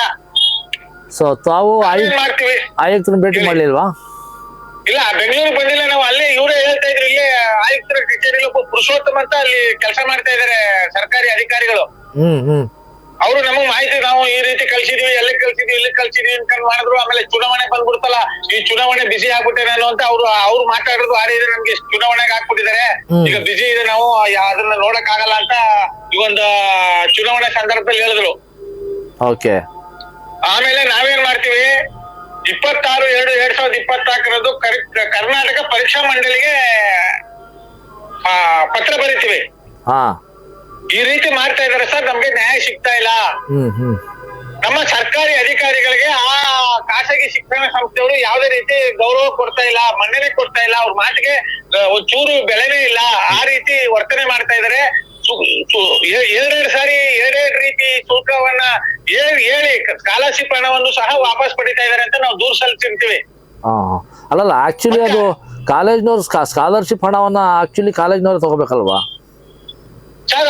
ಆ ಸ್ಕಾಲರ್ಶಿಪ್ ಹಣ ಏನಾದ್ರು ಅವ್ರು ತಗೋಬೇಕು ಅಂದ್ರೆ ನಮ್ಮ ಹತ್ರ ಅವ್ರು ಹಣ ವಸೂಲಿ, ನಮ್ಮ ಹತ್ರ ಹಣ ತಗೊಳಂಗಿಲ್ಲ. ಮೊದ್ಲೇ ಕಳ್ಸಿಬಿಟ್ಟಿದ್ರಲ್ಲ 45,500. ಸೊ ನಿಮ್ಗೆ ಪ್ರಾರಂಭದಲ್ಲೇ ಇವರು ಯಾಮಾರಿಸಿದ್ದಾರೆ, ಸ್ಕಾಲರ್ಶಿಪ್ ಹಣ ಬರೋದನ್ನ ನೀವು ಬಳಸ್ಕೊಳ್ಳಿ, ಈಗ ನಮ್ಗೆ ಕಟ್ಬಿಡಿ ಅಂತ. ಹೇಳಿ, ಮುಂದಕ್ಕೆ ಹೇಳಿ. ಆಯ್ತು. 45,500 2 ಕಂತಲ್ಲಿ ಮೊದ್ಲೇ ಕಳ್ಸ್ಕೊಬಿಟ್ಟಿದ್ದಾರೆ. ನಾವ್ ಯಾವಾಗ ಫೆಬ್ರವರಿ 2024 ಮತ್ತೆ ಮಾನ್ಯ ಶಿಕ್ಷಣ ಇಲಾಖೆ ಆಯುಕ್ತರ ಶಿಕ್ಷಣ ಇಲಾಖೆ ಕಚೇರಿ ಬೆಂಗಳೂರು ತಾಂತ್ರಿಕ ಶಿಕ್ಷಣ ಭವನಕ್ಕೆ ಬರ್ದಿದೀವಿ. ಆಮೇಲೆ ಸಮಾಜ ಕಲ್ಯಾಣ ಸಚಿವರು ನಮ್ಮ SC ಮಾದೇವಪ್ಪ ಅವ್ರಿಗೆ ಬರ್ದಿದೀವಿ ಫೆಬ್ರವರಿ 26ನೇ ತಾರೀಕು. ಮತ್ತೆ ಮಾನ್ಯ ಮಧು ಬಂಗಾರಪ್ಪ ಶಿಕ್ಷಣ ಸಚಿವರು ಅವ್ರಿಗೂ ಬರ್ದಿದ್ವಿ. ಅದೇ ಡೇಟಲ್ಲಿ ಒಂದೇ ಡೇಟಲ್ಲಿ ಎಲ್ಲ 5 ಸಂಸ್ಥೆಗೆ ಬರ್ದಿದ್ವಿ. ಮತ್ತೆ ಮಾನ್ಯ ಜಿಲ್ಲಾಡಳಿತ ಮೈಸೂರು ಜಿಲ್ಲಾಧಿಕಾರಿಗಳಿಗೂ ಸಹ 11/3/2024 ಬರ್ದಿದ್ವಿ. ಆ ಜಿಲ್ಲಾಧಿಕಾರಿಗಳು ಮೂಡ ಸಂಬಂಧಪಟ್ಟಂತ ಕೆಲವು ಗೊಂದಲಮಯಗಳಲ್ಲಿ ಅವರು ಈ ಕಡೆ ಹೆಚ್ಚು ಗಮನ ಹರಿಸಿಲ್ಲ. ಅವ್ರನ್ನ ವರ್ಗಾವಣೆ ಮಾಡ್ಬಿಟ್ರು. ಯಾರನ್ನ? ಆ ಜಿಲ್ಲಾಧಿಕಾರಿಗಳು, ಮೊದಲಿದ್ದಂತ ಜಿಲ್ಲಾಧಿಕಾರಿಗಳ ಸರ್ಕಾರ ವರ್ಗಾವಣೆ ಮಾಡ್ಬಿಡ್ತು. ಸರಿ. ಆ ವರ್ಗಾವಣೆ ಮಾಡಿದಾಗ ಈಗ ನಮ್ಮ ಮಾಜಿ ಮೈಸೂರು ಮಹಾನಗರ ಪಾಲಿಕೆ ಆಯುಕ್ತರಂತ ಲಕ್ಷ್ಮೀಕಾಂತ್ ರೆಡ್ಡಿ ಅವರು ಈಗ ನಮ್ಮ ಜಿಲ್ಲಾಧಿಕಾರಿಗಳಾಗಿ ಆಯ್ಕೆ ಆಗಿದ್ದಾರೆ. ಸರಿ. ಇವ್ರಿಗೆ ನಾವು 23/7/2024 ನೋಡಿ ಸರ್, ಹಿಂಗೆ ನಾವು ಹಳೆ ಜಿಲ್ಲಾಧಿಕಾರಿಗೆ, ಮಾಜಿ ಜಿಲ್ಲಾಧಿಕಾರಿಗಳಿಗೆ ನಾವು ರೀತಿ ಮನವಿ ಕೊಟ್ಟಿದ್ವಿ. ಎಲ್ಲಾ ಸಂಸ್ಥೆಗಳಿಗೂ ಮನವಿ ಮಾಡಿದ್ವಿ, ಯಾರೂ ಸಹ ಯಾವುದೇ ರೀತಿ ಕ್ರಮ ಕೈಗೊಂಡಿಲ್ಲ. ಈ ಜಂಟಿ ನಿರ್ದೇಶಕರಿಗೆ ಹಾಗೂ ಸಹಾಯಕ ನಿರ್ದೇಶಕರಿಗೆ ಖಾಸಗಿ ಆಡಳಿತ ಸಂಸ್ಥೆಯವರು ಬೆಲೆ ಕೊಡ್ತಾ ಇಲ್ಲ, ಅವ್ರ ಮಾತಿಗೆ ಮನೆನೇ ಕೊಡ್ತಾ ಇಲ್ಲ. ಇವರು ಸಹ ಶಕ್ತಿ ಮೀರಿ ಅವ್ರ ಮೇಲೆ ಕಾನೂನು ಪ್ರಯೋಗ ಮಾಡಕ್ ಆಗ್ತಾ ಇಲ್ಲ. ಈ ರೀತಿ ಗೊಂದಲಮಯ ನನಗೆ ಆಗಿದೆ. ಅದರಿಂದ ನನ್ನ ಮಗನಿಗೆ ಮುಂದೆ ನಡೆಯುವಂತ ಎಕ್ಸಾಮ್ ಅಲ್ಲಿ ಹಾಲ್ ಟಿಕೆಟ್ ಕೊಡಕ್ಕೆ ಇವರು ತೊಂದರೆ ಕೊಡ್ತಾರೆ. ನಾವು ಇಷ್ಟು ದುಡ್ಡು ಕಟ್ಟಿದೀವಿ, ಮತ್ತೆ ಸರ್ಕಾರದ ಆದೇಶ, ನಮ್ಮ ಜಂಟಿ ನಿರ್ದೇಶಕರು ಆಯುಕ್ತರಿಗೆ ಮನವಿ ಬರೆದಿದ್ದಾರೆ. ಈ ರೀತಿ ಗೊಂದಲ ಇದೆ, ವಿದ್ಯಾರ್ಥಿಗಳಿಗೂ ಶಾಲಾ ಖಾಸಗಿ ಶಿಕ್ಷಣ ಸಂಸ್ಥೆ ಈ ರೀತಿ ಗೊಂದಲ ಇದೆ, ಇದು ಯಾವ ರೀತಿ ಬಗೆಹರಿಸಬೇಕು, ನಿಮ್ಮ ಮಾರ್ಗದರ್ಶನದಲ್ಲಿ ಅವ್ರಿಗೆ ನ್ಯಾಯ ಕೊಡಿಸಿ ಅಂತ ಬರೆದಿದ್ದಾರೆ. ಆ ಮಾರ್ಗದರ್ಶನದ ಮೇಲೆ ಸರ್ಕಾರ ಏನ್ ನಮಗೆ ಆದೇಶ ಮಾಡುತ್ತೆ ಅಷ್ಟು ದುಡ್ಡು ನಾವು ಯಾವುದೇ ಕಾರಣಕ್ಕೂ ಮಡಿಕೊಳ್ಳದೆ ನಾವು ಶಿಕ್ಷಣ ಸಂಸ್ಥೆ ಕಟ್ತೀವಿ ಅಂತ ಹೇಳಿ ಅವ್ರಿಗೆ ಮನವಿ ಕೊಟ್ಟು, ಆಯ್ತು ನಾವು ನೋಡ್ತೀವಿ ಅಂದ್ಬಿಟ್ಟು 23/7/2024 ಮಾನ್ಯ ಜಿಲ್ಲಾಧಿಕಾರಿಗಳು ನಮ್ಮ ಮನವಿಯನ್ನ ಸ್ವೀಕರಿಸಿದ್ರು. ಸರಿ. ಪುನಃ ಈಚೆಗೆ ನಾವು ಈ ಜಿಲ್ಲಾಧಿಕಾರಿಗಳು ಸ್ವಲ್ಪ ಬಿಜಿ ಆದ ಒತ್ತಡ ಜಾಸ್ತಿ ಇರೋದ್ರಿಂದ ADC ಸಾಹೇಬ್ರು ನಾವು ಭೇಟಿ ಮಾಡಿದ್ವಿ. ಸರಿ. ADC ಸಾಹೇಬ್ರು ಇಮಿಡಿಯೇಟ್ ಆಗಿ ಅವರು ಸಹಕಾರರಿಗೆ ಹೇಳಿ ಜಂಟಿ ನಿರ್ದೇಶಕರಿಗೆ ಈ ಕೂಡಲೇ ಮನವಿ ಲೆಟರ್ ಬರೀರಿ, ಇದಕ್ಕೆ ಸಂಬಂಧಪಟ್ಟ ಹಾಗೆ ನಾಳೆ ಆ ಹುಡುಗಿ ವಿದ್ಯಾರ್ಥಿಗೆ ಯಾವ್ದೇ ರೀತಿ ಸಮಸ್ಯೆ ಆಗ್ಬಾರ್ದು ಅಂತ ನಮ್ಮ ಮುಂದೆ ಖುದ್ದಾಗಿ ಹೇಳಿದ್ರು. ಅದಾದ್ಮೇಲೆ ಶನಿವಾರ ನಾನು 10ನೇ ತಾರೀಕು ಕಾಲೇಜಿಗೆ ಭೇಟಿ ಕೊಟ್ಟೆ. ಇವರೆಲ್ಲ ಏನೇನ್ ಮಾಡಿದಾರೋ ಏನೋ, ನಾಳೆ ದಿವಸ ನನ್ನ ಮಗನಿಗೆ ಹೆಚ್ಚು ಕಮ್ಮಿ ಆಗ್ಬಾರ್ದು, ಸಮಸ್ಯೆ ಆಗ್ಬಾರ್ದು ಅಂದ್ಬಿಟ್ಟು 10ನೇ ತಾರೀಕು ಕಾಲೇಜಿಗೆ ಭೇಟಿ ಕೊಟ್ಟೆ ಸರ್. ಯಾವ 10ನೇ ತಾರೀಕು? ಮೊನ್ನೆ ಈ ತಿಂಗಳು 10ನೇ ತಾರೀಕು ಶನಿವಾರ. ಅಂದ್ರೆ 3 ದಿವಸ ಮುಂಚೆ. 3 ದಿವಸ ಮುಂಚೆ ನಾನು ಭೇಟಿ ಕೊಟ್ಟಾಗ ಅಲ್ಲಿ ಆಡಳಿತ ಅಧಿಕಾರಿಗಳು ಚೇಂಜ್ ಆಗ್ಬಿಟ್ಟಿದ್ದಾರೆ. ಎಲ್ಲಿ? ಕಾಲೇಜಲ್ಲಿ ಪೂರ್ಣಿಮಾ ಮೇಡಮ್ ಅಂತ ಹೊಸದಾಗಿ ಆಯ್ಕೆ ಆಗಿದ್ದಾರೆ. ಅವ್ರಿಗೆ ನಾನು ಏನ್ ದಾಖಲಾತಿ ಇದೆ ನಮ್ಮ ಹತ್ರ ಎಲ್ಲಾ ಬಿಡಿ ಬಿಡಿಯಾಗಿ ಅವ್ರಿಗೆ ವಿವರಣೆ ಮಾಡಿ ತಿಳಿಸ್ತೀವಿ. ಅವ್ರೇನ್ ಹೇಳಿದ್ರು, ನೋಡ್ಯಪ್ಪ ನಾನು ಹೊಸದಾಗಿ 3 ತಿಂಗಳಾಗಿದೆ ಬಂದು, ಇದಕ್ಕೆ ಸಂಬಂಧಪಟ್ಟಂಗೆ ಸಮಗ್ರ ಮಾಹಿತಿನ ನಾವು ಕಲೆ ಹಾಕಿ ನಿಮಗೆ ಸೋಮವಾರ 3-3:30 ಬನ್ನಿ, ಎಲ್ಲ ನಾನು ಮಾಹಿತಿ ಕೊಡ್ತೀನಿ ಅಂತ ಹೇಳಿದ್ರು. ಈ ಹಿಂದೆ ಇದ್ದಂತವ್ರು ನುಂಗಿರೋದು ನನಗೆ ಗೊತ್ತಿಲ್ಲ, ನಾನು ಈಗ ಹೊಸದಾಗಿ ನುಂಗೋಕ್ ಬಂದಿದ್ದೀನಿ ಅಂತಾರೆ ಅಂತ ಹೇಳಿದ್ರು. ಅದಕ್ಕೆ ನಾವ್ ಹೇಳಿದ್ವಿ, ಮೇಡಮ್ ಸೋಮವಾರನೇ ಎಕ್ಸಾಮ್ ಇರೋದು, ಹಾಲ್ ಟಿಕೆಟ್ ಸಮಸ್ಯೆ ಆಗ್ಬಾರ್ದು, ನಾವು ಏನಿದೆ ಸರ್ಕಾರದ ಆದೇಶದ ಮೇಲೆ ನಿಮ್ಮ ಕಾಲೇಜಿಗೆ ಮೋಸ ಮಾಡೋದಾಗ್ಲಿ, ಸರ್ಕಾರದ ಮೋಸ ಮಾಡೋದಾಗ್ಲಿ ನಮ್ಗೆ ಉದ್ದೇಶ ಇಲ್ಲ. ಜಂಟಿ ನಿರ್ದೇಶಕರು ಆ ಆಯುಕ್ತರಿಗೆ ಕಂಪ್ಲೇಂಟ್ ಬರ್ದಿದ್ದಾರೆ, ಮನವಿ ಬರ್ದಿದ್ದಾರೆ. ಆ ಮನವಿ ಬಂದಂತ ಕೂಡಲೇ ಅವರು ಸೂಚನೆ ಮೇರೆಗೆ ನಾವು ದುಡ್ಡು ಎಷ್ಟು ಕಟ್ಬೇಕು ಬಂದು ಕಟ್ತೀವಿ. ಅಲ್ಲ, ಈಗ ನಾನು ನೀವು ನನಗೆ ಕಳಿಸಿದಂತ ವಾಟ್ಸಪ್ ಅಲ್ಲಿ ಎಲ್ಲಾ ಇದನ್ನು ನೋಡಿದೆ, ನಾನು ಕಂಪ್ಲೇಂಟ್ಗಳನ್ನು ಓದ್ದೆ. ಎಲ್ಲೂ ನೀವು ಯಾಕೆ 45,000 ವಿಚಾರ ಎಲ್ಲೂ ಪ್ರಸ್ತಾಪ ಮಾಡಿಲ್ಲ ಸರ್? ಇಲ್ಲ, ಮೊದ್ಲ ಪುಟ್ಟದಲ್ಲೇ ಕಟ್ಟಿದ್ರಿ. 45,500, 20,000 ಒಂದ್ಸತಿ, 25,000 ಒಂದ್ಸತಿ ಕಟ್ಟಿದ್ರಿ ಅಂತ ಅಲ್ಲೇ ಮೆನ್ಷನ್ ಮಾಡಿದೀನಿ ಸರ್, ಮೊದ್ಲ ಶೀಟ್ ಅಲ್ಲಿ ಇದೆ. ಹೌದಾ? ಯಾವ್ದಿದ್ರಿಗೆ ಯಾವ ಇದ್ರಲ್ಲಿ ಹೇಳಿ ಅದು? ಎಲ್ಲಾ ಅಧಿಕಾರಿಗಳಿಗೆ ಏನ್ ಕಳ್ಸಿದೀವಿ ನಾವು, ಅದ್ರಲ್ಲೇ ಮೊದ್ಲೇ ಶೀಟ್ ಅಲ್ಲೇ ನಾನು ಮೆನ್ಷನ್ ಮಾಡಿದೀನಿ ಅಂತ. 25,000 ಒಂದ್ಸತಿ, 20,000 ಒಂದ್ಸತಿ ಕಟ್ಟಿದೀವಿ. ದುಡ್ಡು ಕಟ್ಟಿದ ಮೇಲೆ ಮತ್ತೆ ನಮಗೆ ಈ ರೀತಿ ಕರೆ ಮಾಡಿ ಹೇಳ್ತಾ ಇದಾರೆ. ಸರಿ ಆಯ್ತು ಮತ್ತೆ 2024 25,500 ಕಟ್ಟಿರುತ್ತೇವೆ. ಸರಿ ಆಯ್ತು, ಮತ್ತೆ ಒಂದ್ಸತಿ ಚೆಕ್ ಮಾಡ್ತೀನಿ. ಹೇಳಿ ಈಗ ಮತ್ತೆ ಅವ್ರು ಯಾರು ಹೊಸದಾಗಿ ಬಂದಿದ್ರು ಕಾಲೇಜ್ಗೆ, ಅಲ್ಲಿ ಹೋದ್ರಿ ಪೂರ್ಣಿಮಾ ಮೇಡಮ್ ಅವ್ರು ಏನ್ ಹೇಳ್ತಾರೆ, ನೀವು ಹಾಲ್ ಟಿಕೆಟ್ ಬಗ್ಗೆ ಚಿಂತೆ ಮಾಡಬೇಡಿ, ಎಲ್ಲಾ ಮಾಹಿತಿ ನಾನು ಕಲೆ ಹಾಕಿ ಎಲ್ಲಾ ಮಾಹಿತಿನ ತರಿಸ್ಕೊಂಡು ನಾನು 3 ಗಂಟೆ 3:30 ಬನ್ನಿ ಸೋಮವಾರ ನಾ ಮಾತಾಡೋಣ ಅಂತ ಹೇಳಿದ್ರು. ಆಯ್ತು ಮೇಡಮ್, ನಿಮ್ ಮಾತಿನಂತೆ ನಾನು ಬದ್ಧಾಗಿದ್ದೇನೆ, ನೀವ್ ಏನ್ ಹೇಳ್ತೀರಾ ಅದಕ್ಕೆ ನಾವು ಬದ್ಧ. ಆದ್ರೆ ಸರ್ಕಾರದ ಆದೇಶವನ್ನ ಉಲ್ಲಂಘನೆ ಮಾಡಕ್ಕಾಗಲ್ಲ, ಸರ್ಕಾರದ ಒಂದು ಸೂಚನೆ ಮೇರೆಗೆ ನಾ ಕಟ್ತೇನೆ ಅಂತ ಹೇಳ್ಬಿಟ್ಟು ಬಂದೆ ಸರ್. ಆಯ್ತು ಅಂತ ಹೇಳಿ ಕಳ್ಸಿದ್ರು. ಸೋಮವಾರ ಬೆಳಿಗ್ಗೆ ಎಕ್ಸಾಮ್ಗೆ ಮಗ ಹೋಗಿದ್ದಾನೆ 10:00 ಇಲ್ಲ ದುಡ್ಡು ಕಟ್ಬೇಕಪ್ಪ, 1,62,000 ಕಟ್ಬೇಕು, 1,62,000 ಕಟ್ಬೇಕು ಅಂತ ಹೇಳಿದಾಗ ನಮ್ಮ ಮಗ ನನಗ್ ಫೋನ್ ಮಾಡ್ದ ಕಾಲೇಜಿಂದ ಹಿಂಗ್ ಹೇಳ್ತಾ ಇದಾರಪ್ಪ ಅಂತ. ಕೂಡ್ಲೆ ನಾವೇನ್ ಮಾಡಿದ್ವಿ, SC ಮಾದೇವಪ್ಪ ಅವರು ಮೈಸೂರಲ್ಲೇ ಇದ್ರು. ಸರಿ. SC ಅದೇ ಸಮಾಜ ಕಲ್ಯಾಣ ಸಚಿವರ ಹತ್ರ ಕೂಡ್ಲೆ ಹೋದೋ ಸರ್ ಅಲ್ಲಿಗೆ ಹೋಗಿ ವಿವರಣೆ ಮಾಡಿ ಫೋನ್ ಮಾಡಿ ಏನು ಎತ್ತ ಅಂತ ಕೇಳಿದಾಗ ಏನು ಅಂತ ಸಮಸ್ಯೆ ಏನಿಲ್ಲ ಸರ್, ಸ್ವಲ್ಪ ಫೀಸ್ ಕಟ್ಬೇಕು, ಅವ್ರಿಗೆ ಯಾವ ಧೈರ್ಯವಾಗಿರೇ ಕೇಳಿ, ಏನು ಇಲ್ಲ ನಾವು ಬಗೆಹರಿಸ್ತೀವಿ ಅಂತ ಅವ್ರ ಜೊತೆ ಹೇಳಿದ್ರು. ಸ್ವಲ್ಪ ಫೀಸ್ ಕಟ್ಬೇಕು, ಎಷ್ಟು ಅಂತ ಹೇಳಿಲ್ಲ. ಫೀಸ್ ಕಟ್ಬೇಕು. ನಾವು ಇವರು ಕೇಳಲಿಲ್ವಾ? ಇವರು ಕೇಳಲಿಲ್ಲ ಎಷ್ಟು ಕಟ್ಬೇಕು ಅಂತ. ಇಲ್ಲ ತುಂಬಾ ಜನ ರಸಿದ್ರು ಸರ್, ಎಲ್ಲ ಹೊರಟಿದ್ರು ಬೆಂಗಳೂರಿಗೆ ಕಾರ್ಯಕ್ರಮಕ್ಕೆ ಹೊರಟಿದ್ರು ಅವರು. ಆಯ್ತು, ಸರಿ. ನಾವು ಹೊರಡ್ತಿರ್ಬೇಕಾದ್ರೆ ಮನವಿ ಮಾಡಿದಾಗ ನಾನೇ ಫೋನ್ ಮಾಡ್ಕೊಟ್ಟು ನಮ್ ಫೋನಲ್ಲೇ ಮಾತಾಡಿದ್ರು ಅವರು. ಅವಾಗ ಆಯ್ತು ಸರ್ ಅಂತ ಹೇಳಿದ್ರು. ನಾವು ಆಯ್ತು ಅಂದ್ಬಿಟ್ಟು ನಾನು ಕಾಲೇಜ್ ಹತ್ರ ಹೋದ್ರೆ ಪುನಃ 1,62,000 ಕಟ್ಲೇಬೇಕ್ರಿ ನೀವು. ನಾವು ಹೊಸ್ದಾಗ್ ಬಂದಿದೀವಿ, ನಾವು ಕಾಲೇಜಿಗೆ ಮೋಸ ಮಾಡಕ್ಕಾಗಲ್ಲ ಮೇಡಮ್. ಕಾಲೇಜಿಗೆ ಮೋಸ ಮಾಡಿ ಅಂತ ಯಾರು ಹೇಳಿದ್ರು ಮೇಡಮ್? ನಾವು ಕಾಲೇಜ್ ಮೊನ್ನೆ ಬಂದು ಮಾತಾಡ್ಕೊ ಹೋದಲ್ಲ ನಾನು, ನಿಮಗೆ ಮೋಸ ಮಾಡ್ತೀನಿ ಅಂತ, ಕಾಲೇಜಿಗೆ ಮೋಸ ಮಾಡ್ತೀನಿ ಅಂತ ಹೇಳಿದ್ವಾ? ಸರ್ಕಾರದ ಸೂಚನೆ ಮೇರೆಗೆ ನಾವು ಕಾನೂನಾತ್ಮಕ ನಡ್ಕತೀವಿ. ಸರ್ಕಾರ ಈಗ ದೂರ್ ಕೊಟ್ಟಿದೀವಿ, ಆ ದೂರ್ ಏನಾಗುತ್ತೆ? ನೀವು ಎಷ್ಟು ಕಾಲೇಜ್ ಫೀಸು ಕಟ್ಬೇಕು, ಅವ್ರು ಕೇಳಿದಷ್ಟು ಕಟ್ಬೇಕು, ನಮ್ಮ ಸ್ಕಾಲರ್ಶಿಪ್ ಕಟ್ಬೇಕು, ಎರಡೂ ಕಟ್ಟಕ್ ನಾವು ಸಿದ್ಧ. ಏನ್ ಹಿಂದುಳಿದ ವರ್ಗದವರು ಮುಂದುವರೆದಿದ್ದಾರೆ ಅನ್ನೋಗೋಸ್ಕರನಾ ಏನಂತ ಅಂತ ಏನು ಅಂತ ಗೊತ್ತಾಗಲ್ಲ ಸರ್. ಆಮೇಲೆ ಅವ್ರು ಪೂರ್ಣಿಮಾ ಮೇಡಮ್ ಹೇಳ್ತಾರೆ, ನಾವು ದಲಿತರು ಅಂದ್ರೆ ತಲೆ ಮೇಲೆ ಎತ್ಕೊಂಡು ಮೆರೆದಿದೀವಪ್ಪ, ಎದ್ಲ ಮೇಲೆ ಎತ್ಕೊಂಡು ಮೆರೆದಿದೀವಿ, ನಮ್ಗೆ ದಲಿತರು ಅಂದ್ರೆ ಬಹಳ ಇಷ್ಟ, ಹಂಗೆ ಹಿಂಗೆ ಅಂತ ಮಾತಾಡಿದವರು ಕೊನೆಯಲ್ಲಿ ನೆನೆ ದಿವಸ ಕೊನೆಗಂಟು 4 ಮಾಡಿದ್ರು ಸರ್. ನಮ್ಗೆ ಹಾಲ್ ಟಿಕೆಟ್ ಕೊಡ್ಲಿಲ್ಲ ಕೊನೆಗೂ. ಮತ್ತೆ ಹುಡುಗನ ಭವಿಷ್ಯ ನಾವು ಹುಡುಗನ ಭವಿಷ್ಯಕ್ಕೆ ಏನೋ ತೊಂದರೆ ಮಾಡಲ್ಲ ಅಂತ ಮಾತಾಡ್ತಾರೆ. ಅಲ್ಲ, ಎಕ್ಸಾಮೇ ಬರೀಲಿಲ್ಲ ಅಂದ್ರೆ ಭವಿಷ್ಯ ಹಾಳಾದಂಗಲ್ವಾ?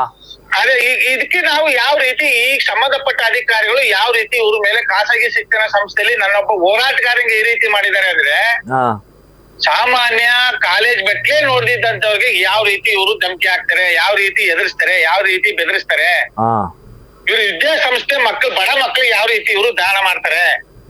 ವಿದ್ಯೆ ಬಿಸ್ನೆಸ್ ಆಗೋಯ್ತಲ್ಲ ಸರ್. ನೋಡಿ, ನೀವೇ ನೋಡಿ ಸರ್ ಯಾವ ಮಟ್ಟಕ್ಕೆ ಆಗೋಗಿದೆ.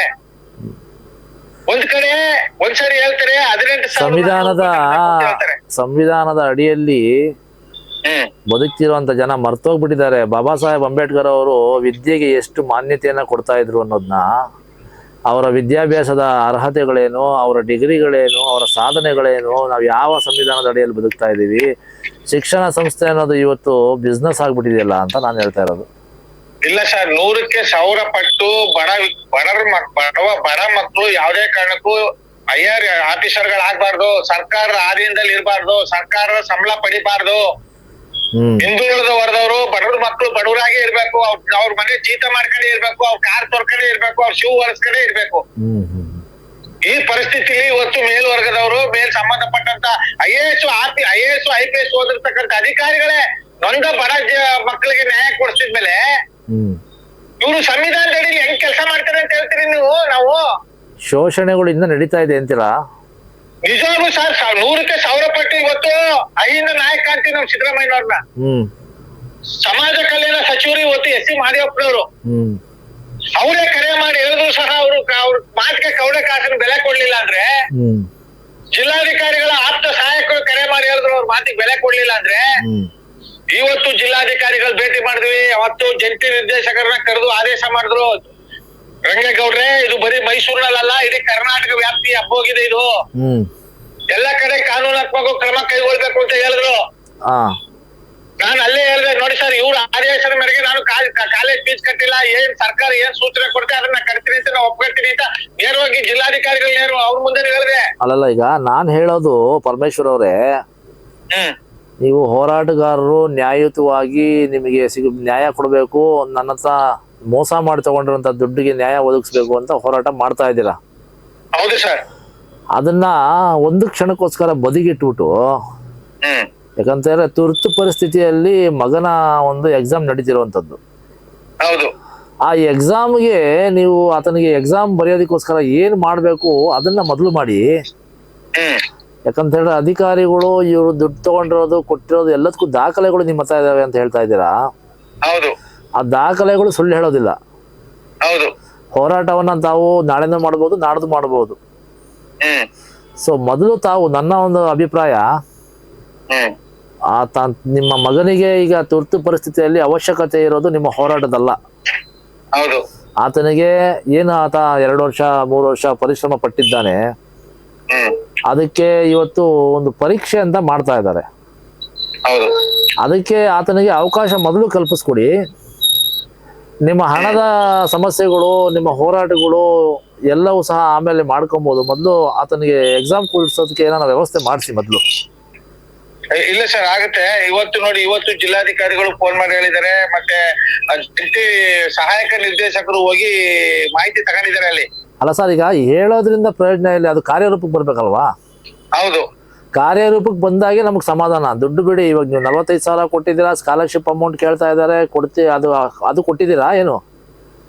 ಯಾವ ಸರ್? Scholarship amount? ಇಲ್ಲ ಇಲ್ಲ ಇಲ್ಲ ಇಲ್ಲ, ಅದನ್ನೇ ನಾವೀಗ ತಡೆ ಹಿಡಿದಿರೋದು. ಸರಿ ಆಯ್ತು ಆಯ್ತು ಅದ್ರ ಮೇಲೆ ನಾವು ಕಟ್ತೀವಿ. ಆಯ್ತು. ಈಗ ಸ್ಕಾಲರ್ಶಿಪ್ ಅಮೌಂಟ್ ಆಗಿರ್ಬೋದು, ನಿಮ್ಮ 45,000 ದುಡ್ಡು ಕಟ್ಟಿರುವಂತದ್ದಾಗಿರ್ಬೋದು, ಇವೆಲ್ಲದಕ್ಕೂ ಚರ್ಚೆ ಮಾಡೋದಕ್ಕೆ ಸಾಕಷ್ಟು ಸಮಯ ಇದೆ. ಹೌದು. ಆಯ್ತಾ? ಈಗ ಸಮಯ ಇಲ್ಲದೆ ಇರುವಂತ ವಿಚಾರ ಅಂತ ಹೇಳಿದ್ರೆ ನಿಮ್ಮ ಮಗನ ಪರೀಕ್ಷೆ ವಿಚಾರ. ನೀವು ಮೊದಲು ಬೇಡಿಕೆ ಏನು ಅಂತ ಹೇಳಿದ್ರೆ, ನೀವು ಮೊದಲು ನಿಮ್ಮ ಮಗನಿಗೆ ಅಂದ್ರೆ ಸಂಬಂಧಪಟ್ಟ ಇಲಾಖೆ ಅಧಿಕಾರಿಗಳ ಬಳಿಯಲ್ಲಿ ನಿಮ್ಮ ಮಗನಿಗೆ ಮೊದಲು ಪರೀಕ್ಷೆಗೆ ಕೂರಿಸುವಂತ ವ್ಯವಸ್ಥೆ ಆಗ್ಬೇಕು. ಅದಕ್ಕೆ ಹಾಲ್ ಟಿಕೆಟ್ ಕೊಡಿಸ್ಬೇಕು ಅವರು, ಅಲ್ವಾ? ಅದನ್ನ ಮೊದಲು ಅಧಿಕಾರಿಗಳಿಗೆ ಮಾಡೋದಿಕ್ಕೆ ಹೇಳಿ, ಅದು ಅಮೌಂಟನ್ನ ನೀವು ಕಟ್ಟಬೇಕು, ಇಲ್ಲ ಅವರೇ ನಿಮ್ಗೆ ವಾಪಸ್ ಕೊಡಬೇಕು. ಆಮೇಲೆ ಲೆಕ್ಕಾಚಾರ ಮಾಡೋಣ ಬೇಕಾದ್ರೆ, ಆಯ್ತಾ? ಸೊ ನಿಮ್ಮ ಮನವಿ ಮೊದಲು, ನಿಮ್ಮ ಧ್ವನಿ ನಿಮ್ಮ ಮಗನಿಗೆ ಹಾಲ್ ಟಿಕೆಟ್ ಕೊಡ್ಸೋದಕ್ಕೆ ಇರಲಿ. ಹಾ, ಹೇಳಿ. ಸರಿ, ಅಷ್ಟು ಮಾಡಿ. ಹೇಳಿ ಸರ್, ಹೇಳಿ. ಈಗ ಮೊದ್ಲೊಂದ್ಸರಿ ನಮ್ಗೆ ಸಹಾಯ ನಿರ್ದೇಶಕರು ಹೇಳಿದ್ರು, ಪರ್ಸನಲ್ ಆಗಿ ಭೇಟಿ ಮಾಡಿ ಎಲ್ಲ ಇತ್ಯರ್ಥ ಆಯ್ತದೆ ಅಂತ.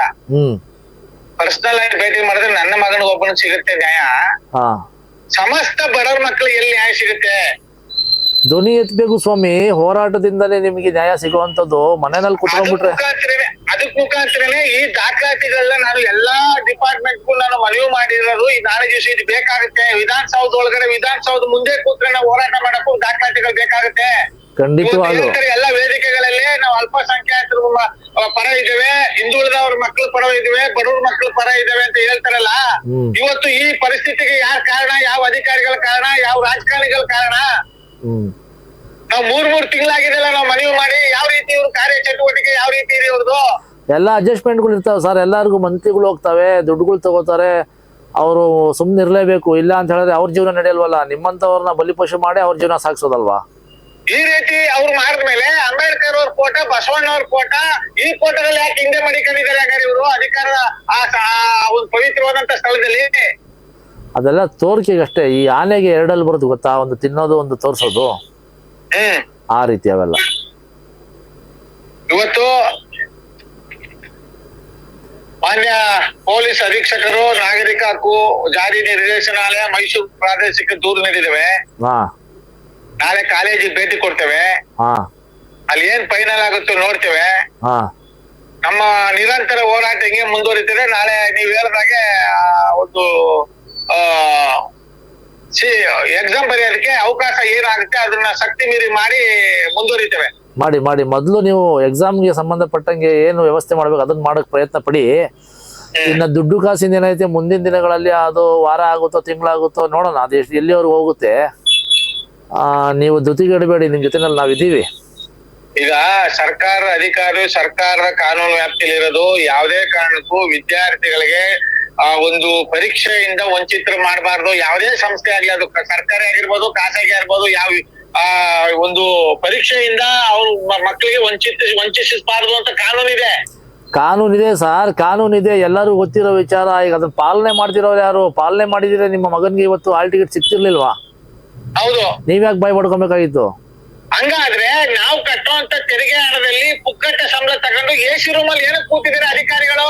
ಅದ ಆಮೇಲೆ ಪ್ರಶ್ನೆ ಮಾಡಿ. ನೀವು ಮೊದಲು ನಿಮ್ ಮಗನ್ಗೆ ಹಾಲ್ ಟಿಕೆಟ್ ಕೊಡ್ಸಿ. ಅದಾದ್ಮೇಲೆ ನೀವು ಪ್ರಶ್ನೆ ಮಾಡಿ ಮುಂದಿನ ದಿನಗಳಲ್ಲಿ ಇದು ಏನಾಗುತ್ತೆ ಅನ್ನೋದನ್ನ ಮತ್ತೆ ಇನ್ನೊಂದ್ಸತಿ ಚರ್ಚೆ ಮಾಡೋಣ. ನಿಮ್ಮ ಹೋರಾಟಕ್ಕೆ ನಮ್ಮ ಬೆಂಬಲ ಇದೆ, ನಮ್ಮ ವಾಹಿನಿಯ ಬೆಂಬಲ ಸಹ ನಿಮಗಿದೆ. ಸದಾ ನಿಮ್ಮ ಹೋರಾಟದಲ್ಲಿ ನಾವು ಈ ಒಂದು ವಿಚಾರದಲ್ಲಿ ನಾವು ಜನರ ಪರ ಇರುವಂತಹ ನಮ್ಮ ಸಂಸ್ಥೆ ಇದು. ನಿಮಗೆ ಯಾವುದೇ ರೀತಿಯಾದ ತೊಂದರೆ ಆಗದಂಗೆ ನಿಮ್ಮ ಮಗನಿಗೆ ಎಕ್ಸಾಮ್ಗೆ ಹಾಲ್ ಟಿಕೆಟ್ ಸಿಕ್ಕಿ ಅವನ ಉಜ್ವಲ ಭವಿಷ್ಯ ಚೆನ್ನಾಗಿರ್ಲಿ ಅಂತ ನಾವು ಸಹ ಹರಿಸ್ತೀವಿ. ಮತ್ತೆ ನಿಮ್ಮ ಸುದ್ದಿ ವಾಹಿನಿಯ ವೀಕ್ಷಕರಿಗೆ ನಾವೊಂದು ಮನವಿ ಮಾಡ್ತಾ ಇದ್ದೇವೆ. ನಾವು ಮೈಸೂರು ಉದಯ ಅಂತ ಕನ್ನಡಿಗರ ಬಳಗದ ಅಧ್ಯಕ್ಷನಾಗಿ ಹೇಳಿ, ಇಂಥ ಸಮಸ್ಯೆಗಳು ಕರ್ನಾಟಕದಲ್ಲಿ ಎಲ್ಲೇ ಕಂಡು ಬಂದಿದ್ರು ಸಹ ನಿಮ್ಮ ಸುದ್ದಿ ವಾಹಿನಿ ಮೂಲಕನೇ ಅವ್ರಿಗೆ ನ್ಯಾಯ ಸಿಗ್ಬೇಕು. ನೀವೆಲ್ಲ ಮುಂದೆ ಬನ್ನಿ. ಯಾರು ನಮ್ಮ ಈಗ ಹೇಳ್ತಾರೆ ಸುಮಾರು ಜನ ಮಗನಿಗೆ ಎಜುಕೇಶನ್ ತೊಂದರೆ ಆಗುತ್ತೆ, ಅವ್ರಿಗೆ ಪರ್ಸನಲ್ ಆಗಿ ಟಾರ್ಚರ್ ಕೊಡ್ತಾರೆ, ಅವ್ರು ಪರ್ಸನಲ್ ಆಗಿ ಟಾರ್ಗೆಟ್ ಮಾಡ್ತಾರೆ ಅಂತ ಅದಕ್ಕೆ ಎದ್ರಿ ಇವತ್ತು ನಮ್ಮ ಈ ಶಿಕ್ಷಣ ವ್ಯವಸ್ಥೆನೇ ಹಾಳಾಗೋಗಿದೆ ನೋಡಿ. ಯಾರು ಎದ್ರಿಬೇಡಿ, ಏನಾರಾಗೋಗಿ ಕೂಲಿ ಮಾರ್ಕೆಟ್ ಬೇಕಾದಷ್ಟು ಜನ ಕೂಲಿ ಇವತ್ತು ಅವಿದ್ಯಾವಂತರು ಇವತ್ತು ಬೇಕಾದಷ್ಟು ನ್ಯಾಯ ನೀತಿ ಧರ್ಮವಾಗಿ ನಡ್ಕೊತಾ ಇರೋದು. IAS IPS ಅಧಿಕಾರಿಗಳು ನಮ್ನ ಆಗ್ತಿರ್ತಕ್ಕಂಥ ರಾಜಕಾರಣಿಗಳಿಂದ ಇವತ್ತು ದೇಶ ಲೂಟಿ ಆಗ್ತಿರೋದು, ಈ ದೇಶಕ್ಕೆ ಅನ್ಯಾಯ ಆಗ್ತಿರೋದು. ಶಕ್ತಿ ಮೀರಿ ಹೋರಾಟ ಮಾಡಿ, ಶಕ್ತಿ ಮೀರಿ ಪ್ರಶ್ನೆ ಮಾಡಿ, ಯಾವ್ದಕ್ಕೆ ಹೆದರಬೇಡಿ ಅಂತ ನಮ್ಮ ಎದೆಗಾರಿಕೆ ಸುದ್ದಿವಾಹಿನಿ ಮೂಲಕ ಈ ನಾಡಿನ ಜನತೆಗೆ, ಈ ನಾಡಿನ ವಿದ್ಯಾರ್ಥಿಗಳಿಗೆ ಮನವಿ ಮಾಡ್ತಾ ಇದ್ದೀನಿ ಮಾನ್ಯ ಮಾಧ್ಯಮ ಮಿತ್ರರೇ. ಖಂಡಿತ ಖಂಡಿತ. ನೋಡಿ ಪರಮೇಶ್ವರ್ ಅವರೇ, ನಮ್ಮ ಈ ಸುದ್ದಿ ಸಂಸ್ಥೆ ನಾವು ಪ್ರಾರಂಭ ಮಾಡೋ ಉದ್ದೇಶ ಏನಪ್ಪಾ ಅಂತ ಹೇಳಿದ್ರೆ, ಎಷ್ಟೋ ಸುದ್ದಿಗಳು, ಎಷ್ಟೋ ವಿಚಾರಗಳು ಪ್ರತಿಷ್ಠಿತ ಮಾಧ್ಯಮಗಳಲ್ಲಿ ಪ್ರಸಾರನೇ ಆಗಲ್ಲ, ಬಿತ್ತಾರನೇ ಆಗೋದಿಲ್ಲ. ಆಗಲ್ಲ ಬಿಡಿ. ಅದನ್ನ ಧ್ವನಿ ಅಡಗಿಸ್ತಾರೆ, ಅದನ್ನ ತುಳಿಯುವಂತ ಪ್ರಯತ್ನಗಳು ಬೇರೆ ಬೇರೆ ವಿಧಾನಗಳಲ್ಲಿ ಮಾಡ್ತಾರೆ. ನಿಜ. ಅಂತಹ ವಿಚಾರಗಳನ್ನ ಸಮಾಜದ ಮುಂದೆ ತರಬೇಕು, ಸತ್ಯತೆಗಳನ್ನ ಸಮಾಜದ ಮುಂದೆ ಇಡಬೇಕು ಅನ್ನೋ ಒಂದೇ ಒಂದು ಕಾರಣಕ್ಕೋಸ್ಕರ, ನಿಮ್ಮಂತ ನೊಂದವರಿಗೆ ಧ್ವನಿ ಆಗ್ಬೇಕು ಅನ್ನೋ ಕಾರಣಕ್ಕೋಸ್ಕರ ನಮ್ಮ ವಾಹಿನಿಯನ್ನ ನಾವು ನಡೆಸ್ತಾ ಇದೀವಿ. ಕಷ್ಟನೋ ಸುಖನೋ ನಾವು ನಡೆಸ್ಕೊಂಡು ಹೋಗ್ತಾ ಇದೀವಿ. ನಾವು ಇಷ್ಟೆಲ್ಲ ಮಾಡ್ತಿರೋದ್ರಿಂದ ನಮ್ಮ ನೋಡುಗರು ಅಥವಾ ನಮ್ಮ ವಾಹಿನಿಯ ಏನು ಫಾಲೋವರ್ಸ್ ಇದ್ದಾರೆ ಅವರಲ್ಲಿ ನಾವು ಮನವಿ ಮಾಡೋದು, ಬೇಡ್ಕೊಳ್ಳೋದೇನು ಗೊತ್ತಾ, ಕೇಳ್ಕೊಳ್ಳೋದೇನು ಗೊತ್ತಾ, ಒಂದೇ ಒಂದು ಸಣ್ಣ ವಿಚಾರ ಅಂತ ಹೇಳಿದ್ರೆ, ನಮ್ಮ ಚಾನಲ್ ಅನ್ನ ಫೇಸ್ಬುಕ್ ಅಲ್ಲಿ ಫಾಲೋ ಮಾಡಿ, ಯೂಟ್ಯೂಬ್ ನಲ್ಲಿ ಸಬ್ಸ್ಕ್ರೈಬ್ ಮಾಡಿ, ನಮಗೆ ಬೆಂಬಲ ಕೊಡಿ ಅನ್ನೋದನ್ನ ಬಿಟ್ರೆ ನಾವು ಅವ್ರ ತಾವ ಯಾವುದೇ ರೀತಿಯಾದ ಅಪೇಕ್ಷೆ ಪಡೋದಿಲ್ಲ. ನಾವು ಮಾಡುವಂತಹ ಸುದ್ದಿಗಳು, ನಾವು ಮಾಡುವಂತಹ ಹೋರಾಟಗಳು, ನೊಂದವರಿಗೆ ಧ್ವನಿಯಾಗಿ ನಿಲ್ಲುವಂತಹ ವಿಚಾರಗಳು ಸಮಾಜಕ್ಕೆ ತಲುಪಬೇಕು, ಮುಟ್ಟಬೇಕು ಅಂತ ಹೇಳಿದ್ರೆ ನಮಗೆ ಫಾಲೋವರ್ಸ್, ವ್ಯೂವರ್ಸ್ ಬಹಳ ಮುಖ್ಯ. ಹೌದು ಸತ್ಯ. ಇವತ್ತು ನಾವು ಸ್ಟುಡಿಯೋದಲ್ಲಿ ಕೂತ್ಕೊಂಡು ನಿಮ್ಗೆ ಆಗಿರುವಂತಹ ಅನ್ಯಾಯವನ್ನ ಚರ್ಚೆ ಮಾಡ್ತಾ ಇದೀವಿ ಅಂತ ಹೇಳಿದ್ರೆ ಅದರ ಉದ್ದೇಶ ಸಮಾಜಕ್ಕೆ ಆಗುವಂತ ಸಮಸ್ಯೆಗಳು ಯಾವ ತರ ಆಗುತ್ತೆ ಅನ್ನೋದು ಗೊತ್ತಾಗ್ಬೇಕು, ಮುಂದಿನ ದಿನಗಳಲ್ಲಿ ಈ ತರ ಸಮಸ್ಯೆ ಬೇರೆ ಮಕ್ಕಳಿಗೆ ಆಗ್ಬಾರ್ದು ಅನ್ನೋ ಒಂದು ಉದ್ದೇಶ. ಸೊ ಇದನ್ನೆಲ್ಲ ಜನಗಳಿಗೆ ತಲುಪಿಸುವಂತ ನಿಟ್ಟಿನಲ್ಲಿ ನಾವು ಕೆಲಸ ಮಾಡ್ತಾ ಇದೀವಿ. ಜನ ನಮ್ಮನ್ನ ಸ್ಪಂದಿಸ್ಬೇಕು, ನಮ್ಗೆ ಬೆಂಬಲಿಸ್ಬೇಕು. ಹೌದು, ಜನ ಒಳ್ಳೇದ್ ಯಾವ್ದು ಕೆಟ್ಟದ್ ಯಾವ್ದು ಅನ್ನೋ ದಿಕ್ಕಲ್ಲಿ ಯೋಚನೆ ಮಾಡದಿರೋದ್ರಿಂದ 100% ಹೆಚ್ಚು ಸಮಸ್ಯೆಗಳು ಜಾಸ್ತಿ ಆಗ್ತಾ ಇದೆ. ಖಂಡಿತ ಇರ್ಲಿ ಪರಮೇಶ್ವರ್ ಅವರೇ, ಮುಂದಿನ ದಿನಗಳಲ್ಲಿ ನಾವು ಸಹ ಒಂದು ಉತ್ತಮವಾದ ಸಂದೇಶವನ್ನು ಕೊಡೋದ್ರಲ್ಲಿ ಯಶಸ್ವಿ ಆಗ್ತೀವಿ ಅಂತ ನಮಗೆ ಭರವಸೆ ಇದೆ. ಆ ನಿಟ್ಟಿನಲ್ಲಿ ನಾವು ಸಹ ಈ ಒಂದು ಕಾರ್ಯಕ್ರಮಗಳನ್ನ ಮಾಡ್ತಾ ಹೋಗ್ತಾ ಇದೀವಿ. ಜನ ನಮಗೆ ಕೈ ಬಿಡೋದಿಲ್ಲ ಅನ್ನೋ ನಂಬಿಕೆ ಸಹ ನಮಗಿದೆ. ಮತ್ತೆ ನಿಮ್ಮನ್ನ ಭೇಟಿ ಮಾಡ್ತೀನಿ, ಮಾತಾಡ್ತೀನಿ. ಇಷ್ಟೊತ್ತು ಮಾತಾಡೋದಕ್ಕೆ ತುಂಬಾ ಧನ್ಯವಾದಗಳು ಪರಮೇಶ್ವರ್ ಅವರೇ. ಧನ್ಯವಾದಗಳು ಆತ್ಮೀಯ ಮಾಧ್ಯಮ ಮಿತ್ರರಿಗೆ. ಶುಭ ಸಂಜೆ. ಸೊ ನೋಡಿದ್ರಲ್ಲ ವೀಕ್ಷಕರೇ, ಒಬ್ಬ ನೊಂದ ಬಡ ದಲಿತ ಕುಟುಂಬದ ಒಬ್ಬ ತಂದೆ ಆದಂತಹ ವ್ಯಕ್ತಿ ತನ್ನ ಮಗನಿಗೆ ಉಜ್ವಲವಾದ ಒಂದು ಭವಿಷ್ಯವನ್ನು ಕೊಡಬೇಕು, ಸಮಾಜದಲ್ಲಿ ಒಂದು ಸ್ಥಾನಮಾನವನ್ನು ಕೊಡಬೇಕು, ಒಂದು ಒಳ್ಳೆ ಎಜುಕೇಷನನ್ನು ಕೊಡಬೇಕು ಅನ್ನುವಂತಹ ಒಂದು ನಿಟ್ಟಿನಲ್ಲಿ ಸಾಕಷ್ಟು ಕಷ್ಟಗಳನ್ನು ಪಟ್ಟು ವಿದ್ಯಾಭ್ಯಾಸಕ್ಕೆ ಆತನ ಮಗನನ್ನು ಮುಂದುವರಿಸ್ತಾ ಹೋಗ್ತಾರೆ. ಒಬ್ಬ ಹೋರಾಟಗಾರ, ಸಮಾಜ ಸೇವಕ, ಸಮಾಜದ ಕಳಕಳಿ ಇರುವಂಥವನು, ಸಾಕಷ್ಟು ವಿಚಾರಗಳನ್ನು ತಿಳಿದಂತಹ ವ್ಯಕ್ತಿ. ಅವ್ರಿಗೆ ಒಂದು ಕಾಲೇಜು ಅಂದರೆ ಅಲ್ಲಿನ ಪ್ರತಿಷ್ಠಿತ ಕಾಲೇಜು ಅಂತ ಅವ್ರು ಹೇಳ್ತಾರೆ, ನಾವಂತೂ ನೋಡಿಲ್ಲ.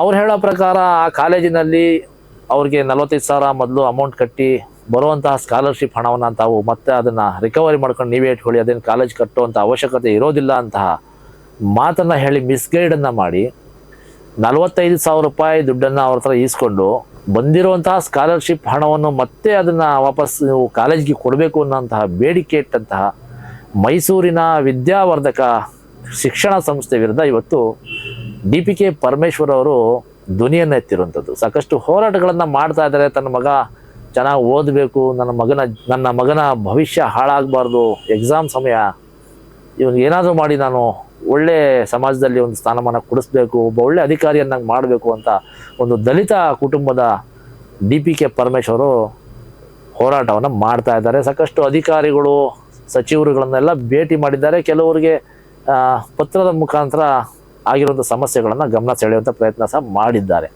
ಇವರೆಲ್ಲ ಪ್ರಯತ್ನಗಳಿಗೂ ಒಂದು ಯಶಸ್ಸು ಸಿಗಲಿ. ಮುಂದಿನ ದಿನಗಳಲ್ಲಿ ಈ ಥರದ ಒಂದು ದರೋಡೆ, ಇದು ದರೋಡೆ ಅಂತಲೇ ಹೇಳ್ಬೋದು. ಯಾಕಂತ ಹೇಳಿದ್ರೆ ಹೇಳಿಬಿಟ್ಟು ಮಾಡ್ತಿರುವಂತಹ ದರೋಡೆ, ಹೇಳದೆ ಮಾಡೋ ದರೋಡೆನೇ ಬೇರೆ, ಇದು ಹೇಳಿ ಮಾಡುವಂಥ ದರೋಡೆನೇ ಬೇರೆ. ಹಾಗಾಗಿ ಕಣ್ಮುಂದೆನೇ ಇರುವಂತಹ ಕಳ್ಳತನ ಇದು. ಸೊ ಹಾಗಾಗಿ ಇಂಥ ಅನ್ಯಾಯಗಳು ವಿದ್ಯಾವಂತರಿಗೆ ಮತ್ತು ವಿದ್ಯೆಯನ್ನು ಓದಬೇಕು ಅಂತ ಮುಂದೆ ಬರುವಂತಹ ವಿದ್ಯಾರ್ಥಿಗಳಿಗೆ, ಅವರ ಪೋಷಕರಿಗೆ ಆಗದೇ ಇರಲಿ ಅನ್ನೋ ಕಾರಣಕ್ಕೋಸ್ಕರ ಈ ಒಂದು ಸುದ್ದಿಯನ್ನು ನೇರವಾಗಿ DPK ಪರಮೇಶ್ವರ್ ಅವ್ರನ್ನ ದೂರವಾಣಿ ಕರೆ ಮುಖಾಂತರ ಲೈನಿಗೆ ತಗೊಂಡು ಆಗಿರುವಂಥ ಸಮಸ್ಯೆಗಳನ್ನು ಚರ್ಚೆ ಮಾಡೋ ಮುಖಾಂತರ ಸಮಾಜದ ಒಂದು ಗಮನವನ್ನು ಸೆಳೆಯುವಂಥ ಪ್ರಯತ್ನವನ್ನು ನಾವು ಮಾಡಿದ್ದೇವೆ. ಇಂತಹ ಸಮಸ್ಯೆಗಳಿಗೆ ಮುಂದೆ ತಾವು ಯಾರೂ ಸಹ ಸಿಗಾಕೋಬೇಡಿ. ಏನೇ ಮಾಡಬೇಕಾದ್ರೂ ಕಾನೂನಿನ ಅಡಿಯಲ್ಲಿ ಆ ಒಂದು ನಿಟ್ಟಿನಲ್ಲೇ ತಾವು ಹಣವನ್ನು ಹೂಡಿಕೆ ಮಾಡಿ ಅಂತ ಹೇಳ್ತಾ ಈ ಒಂದು ಕಾರ್ಯಕ್ರಮವನ್ನು ಮುಕ್ತಾಯ ಮಾಡ್ತಾ ಇದ್ದೀನಿ. ನಮಸ್ಕಾರ.